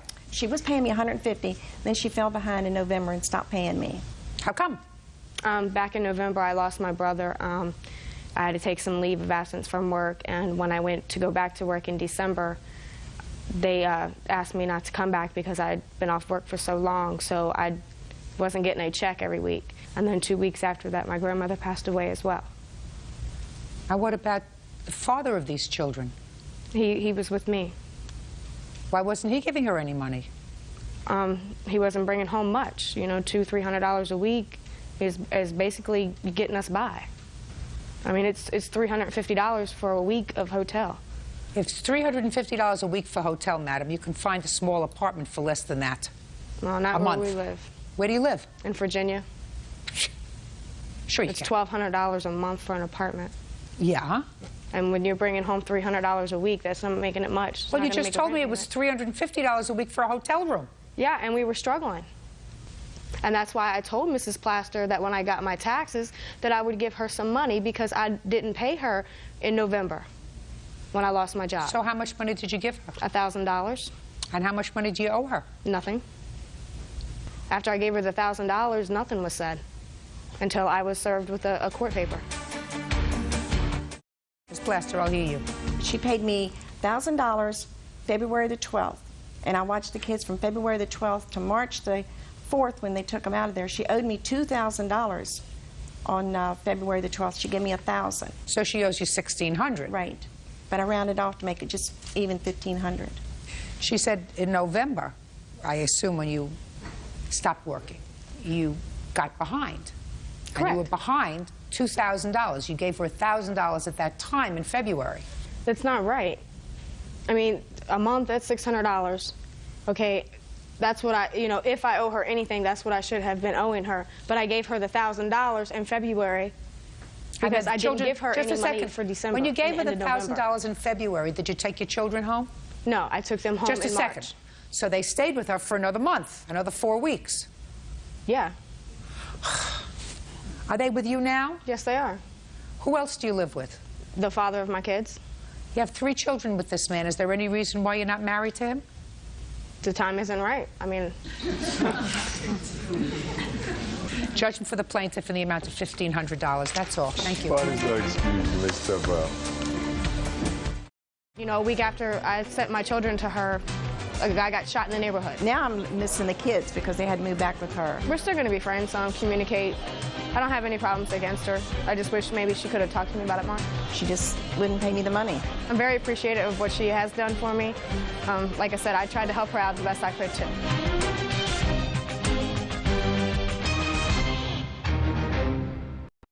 It was hot. I put my dog and the puppies outside. The dog was severely malnutritioned. She kept throwing up. It was an unspeakable act Where are the puppies? They died. of animal cruelty. Did you rush home to take her to the vet? I was working. Judge Judy. You have no right to have a dog. I understand that. What do you understand? You certainly don't have any room. Who is the mother of a former roommate of yours? Yes. Stole your dog and her puppies, and you want to be compensated to the tune of $1,900. Yes. The defendant says that you neglected this dog, that she spent over $1,000 in vet bills putting the dog in a reasonable condition, and that she ultimately sold the puppies. We'll find out what you did with the dog. I understand that this was not the first time your dog had puppies, according to your complaint. Is that right? That's correct. What kind of a dog was it? It was a Chipu, half Chihuahua, half Poodle. Where did you get the dog from? It was a Christmas gift to my daughter from her father for Christmas of 2002. How many litters have you had with this dog? This is the second one. Who did you breed her with? It was actually a situation where there was a dog, a poodle, that lived around my area. And I had a doggy door, and the dog was able to squeeze through my gate. And while I was at work, she got pregnant while I was at work. So what you're telling me is you don't know really who the father was? No, I do. I know the dog. I know the dog. So it was an accident? Yes. Why didn't you have the dog spayed? Because I figured that I had it fixed. I had intentions of doing it, but it happened too quickly. Well, that doesn't happen too quickly, madam. You had got the dog as a puppy in December of 2002. Well, Within 6 months, you had the dog spayed. And if you didn't have the dog spayed, then you know that you'd run the risk of the dog having puppies. Well, I had intentions of maybe breeding her, but I wasn't expecting it to happen the way it did. In August of 2004, she had her first litter? Yes, that's correct. And is that the first time that Miss Malden helped you? Yes, that is correct. And tell me about that. Well, I was at work, and I had another roommate at the time. And when she let me know that our dog, Zoe, was going to have puppies, and that she didn't know what to do, so she contacted Christy to help her out. Well, you told me she called you at work. She called me, right, to tell me, and she called you at work, and what did you do, Miss Lopez? I was going to come home, and she's like, I was going to come home. She said that she knows Heather. Heather's mom is good with dogs, so she's going to call Heather's mother and see if she would help her out. So she... Why didn't you go home? Because I was working, and I couldn't... I was... because I had... My roommate told me that she was able to handle it, so I didn't go home. How many puppies were delivered in August 2004? There were 4. All born alive? Yes, all of them. All of them survive? Yes. Did you sell all 4? I sold 2. What happened to the other 2? The other 2 is a sad story. Well, let me hear. I'm interested in sad stories. 4 were born alive. You sold 2. What happened to the other 2? Okay, well, my... Let's get the story, please. Are the other 2 alive or dead? No, they died. When did they die? They died about 2 months after they were, or a month and a half after they were born. Were they in your custody when they died? They were. Had they been taken to a vet up until that time? The answer is yes or no? No. Okay. So now you have puppies that are 6 weeks old that you didn't know how to deliver. 2 of them died after they reached a month and a half old. So that was clearly your fault. No. It wasn't... What did they die from? Well, okay, again, I had to go to work, and it was hot. It was in the summer. So my air conditioner broke, and my dog, it was... How to explain this? Okay. It was really hot. My dog was... Okay. I ended up putting... Okay, I had a doghouse outside on my patio, And I put my dog and the puppies outside at night because my air conditioner broke at night, and it was extremely hot. It was so extremely hot. Well, it was cooler night, so I put them outside. And again, my roommate and I agreed, that I would, that they would go outside. I'd go to work in the morning. She would go and take them and bring them back in the house. Well, I went to work, and she ended up sleeping in. And I guess two of the puppies crawled out of their doghouse, and they died. So again, it was somebody else's fault? No, it was not somebody else's fault. It was my fault. Good. Okay, now you should have understood, Miss Lopez, that breeding dogs was not for you. I wasn't breeding them. It was an accident. It wasn't something... An accident happens once. Okay. Then you take the dog to have the dog spayed. Right. You did not. No, I did not. So the dog got pregnant again. Do you want to tell me how that happened? It was by the same dog. And it was the same way. Same dog, same way. And you did the same thing. You called the defendant. I called her this time, yes. I said you called the defendant. Yes. I read your complaint, and you called her and said what? And I told her, my roommate trusted that you helped deliver Zoe's first litter, and I was like, I need to go to work again. And I asked her if I could bring Zoe over so that she could assist in making sure that she was okay, because I realized that her water broke. And so she, I asked her and she agreed. So I went over there and I dropped Zoe off, and I told her that I would come back and, check up on the puppies. Well, when did you come back? I went to work, and then I came back the following day. When did she have the puppies? She had them that day. What was the date? It was January. It was about January 30th. Is that the date? No, it was. What's the date? She brought them to my house on the 20th. She delivered the puppies the 21st in the evening. She delivered the puppies on the 21st? Right. Yes, ma'am. When did she come back? Sunday. Which is what date? Well, that would be the 23rd. 3 days after she brought the dog to your house? Yes. Okay. Now, Miss Lopez, between August of 2004, when your dog had the first litter, right, and January of 2005, how many vet visits did your dog have? She had 2 vet visits. You have the forms? I don't. I don't have those. What were the visits for? It was just a checkup. That's it. Getting her shots, and that was it. What's the name of the vet? The vet, I don't have that information. How many dogs do you have? I only have 1 dog. Well, if you only have 1 dog, then it's not a problem with remembering the name of the vet. You remembered what happened in August of 2004 pretty much verbatim. Right. So just the name of the doctor. I don't have that information. I'm sorry. Judge Judy continues in a moment. You certainly don't have any room up here to take care of yourself, a 5-year-old, a dog, and 8 puppies, because you couldn't figure out that that doggy door was going to be open and closed and open and closed and open and closed. So you got to think about that. Real cases, real people. Judge Judy. Veronica Lopez says her former roommate's mother, Christy Malden, stole her dog Zoe and Zoe's litter of puppies. Christy says Veronica has no right to be a pet owner. Okay, Ms. Malden, the plaintiff brought the dog to your house on the 20th of January. Yes. You delivered how many puppies? 4.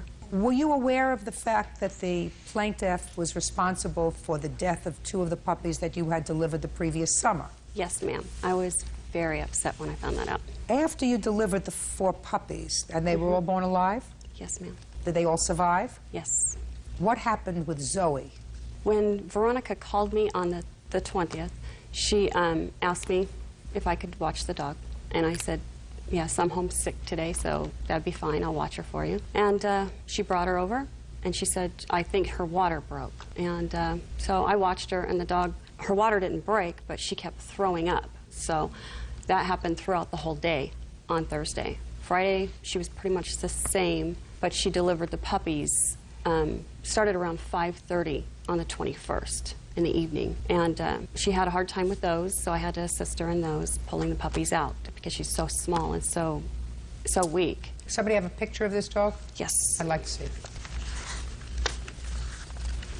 Here's one of the babies, too. It's when the puppies were 3 weeks old. Okay.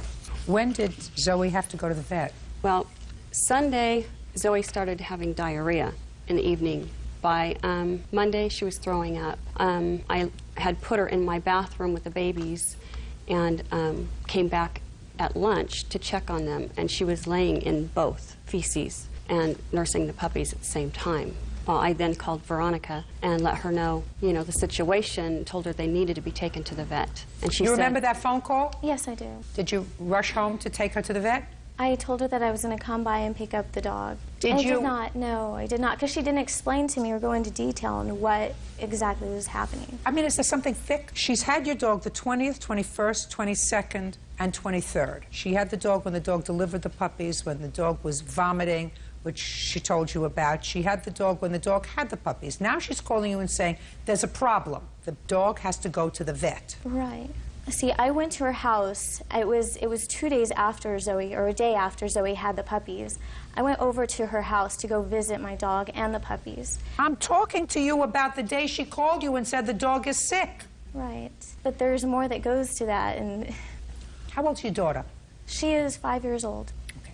Have you ever gotten a call from school and what's your daughter's name? Alexis. Alexis. Alexis is sick. You have to come and get her. Yes. And you go after work? And yes, I do. You go after work. You say, you just hold her there. I'll be there when I can get there. Yes, I do. I get off. No, I apologize. No, I don't tell her to hold on there. I get out of work and I go get my daughter. I apologize. I was missing. Well, that's what I'm asking you. Yes. That's what this lady said. She said this dog is very ill and has to go to the vet. I understand that. What do you understand, Miss Lopez? What you have to understand at your age is you got enough on your plate without a dog. Yeah. You got enough on your plate taking care of yourself. Now you got enough on your plate taking care of yourself and a 5-year-old. You certainly don't have any room up here to take care of yourself, a 5-year-old, a dog, and 8 puppies, because you had 4, 2 you lost, and 2 more you had, because you couldn't figure out that that doggy door was going to be open and closed and open and closed and open and closed. So you got to think about that. You didn't use your brains to think about spaying the dog when you were supposed to.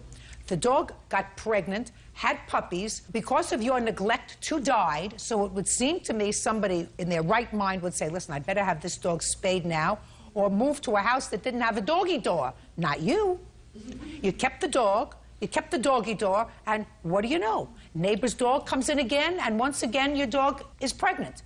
And you are running to work. So you call somebody else to clean up after you. Well, I was working, and she called me, and she told me she had already taken her to the vet.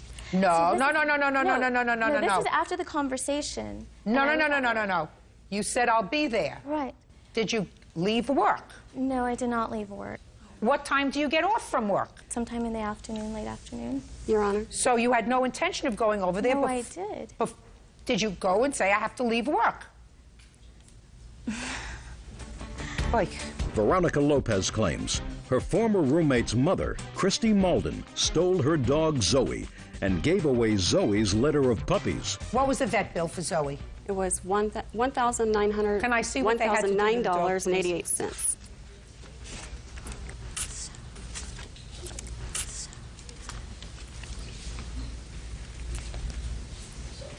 Those are the doctor's notes. They had to give your dog an IV catheter replacement, fluid therapy, fluid additives, plasma transfusion. She had to have a dog was hospitalized, spayed. The dog was severely malnutritioned.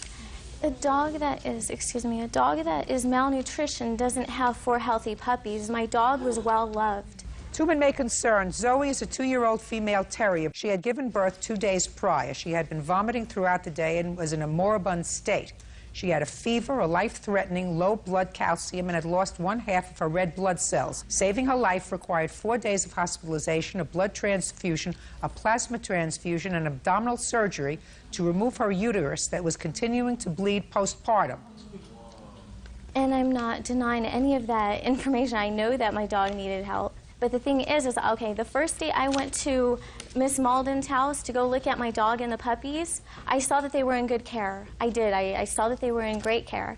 And I mentioned to Heather, you know, for your mom doing, you know, this good deed and whatever, I want to offer her one of the puppies. The first thing that she mentioned was that my mom doesn't want one of the puppies, she wants Zoe. Well, So because then- Zoe was the neglected one. Miss Lopez, listen to me very carefully, madam. Yes. Did you pay her the $1,000 that she spent at the vet? No, because I didn't have $1,000, and that was. Well, you didn't have $1,000. Where did she get $1,000 from? She didn't, and that's not. I told her, like, okay. After she mentioned that, the next day, the following day, after I had the conversation with Miss Malden at work, she told me she was going to take her to the vet, and I told her that I was going to go ahead and take care of her. I was going to take Zoe to the vet myself. A vet whose name you can't remember. Did you give her back the $1,000? She paid the bill. The answer is no. No. Good. Where are the puppies? I sold them after they turned 6 weeks old. Okay. How much did you get for the puppies? I got $300 for 2 of them, $200 for 2 of them, and then I sold Zoe for $300. Who did you sell Zoe to? I don't know who they were. I did screen the homes, though. I don't know if I believe that, Miss Malden. I don't, really, I don't. I read the complaint. I read your answer. And I am, quite frankly, sympathetic with your position. But legally, you had no right to sell her dog. You understand that? Yes. She has no right to have a dog. This is correct. She doesn't know how to take care of them. Right. She's neglectful. She has a very full plate. And she has no right to act irresponsibly. Right. She caused the death of 2 puppies. She almost caused the death of Zoe because of her neglect, and she was perfectly happy to have somebody else pick up the slack for her. She is not a person who's responsible enough to have a pet. Right. But that doesn't give you the legal right to dispose of her dog. So the only thing that I have to come up with is, what are Miss Lopez's damages? Because for every lawsuit, there has to be damage. Yes, ma'am. I've already decided that legally you had absolutely no right to dispose of her dog. Well, Your Honor. Don't say anything to me. Can I just... Miss Lopez, listen to me very carefully. I've just told you that the Please. defendant had absolutely no right to, legally, But to she was sell already your dog. trying to convince me to give up my dog. Absolutely. Because you have no right to have a dog. No. Listen, I just told you, there isn't enough up here to take care of yourself. You have yourself and you have a 5-year-old daughter. You have no right adding to your plate a helpless animal that requires somebody else to do a little thinking for it, like spaying it so it doesn't become pregnant twice in 1 year, not taking puppies in out of the sun when it's 90 degrees outside, needs somebody else to think about taking care of them. You don't have that kind of time. I give you credit for working 2 jobs. I give you credit for being a single mom and taking care of a 5-year-old and working to take care of yourself. You have no right to have a dog. You don't have time. You don't have time to make that commitment. And the only thing is, I have to figure out what your damages were. She took over your dog. She had, on a dollar profit, she had $300 that she made, in addition to what she spent on your dogs at the vet. But she also took care of your dog and your puppies for 8 weeks, where you did zippo. No, I'm speaking zippo. Nothing. And as far as I'm concerned, her time in taking care of your pets have to be worth something. If your puppies were with you and you had to tube feed them for 2 weeks, you would have had to take off from work to do that. Otherwise, you would have neglected them and turned them over to your roommate, who let 2 of them fry out in the sun, which would have been an unsatisfactory resolution. Judgment for the plaintiff in the amount of $1. That's all. Parties are excused. You may step down. I believe I was in the wrong for selling Zoe. My dog was well cared for. When I first got the dog, I cried because you could feel every bone in its body. It was fed. I was giving it all the care it needed. I gave her love. I took her to the groomer. Hopefully people learned from it. She had everything she needed to survive and to be cared for. Take care of the animals. They're defenseless. They can't help themselves.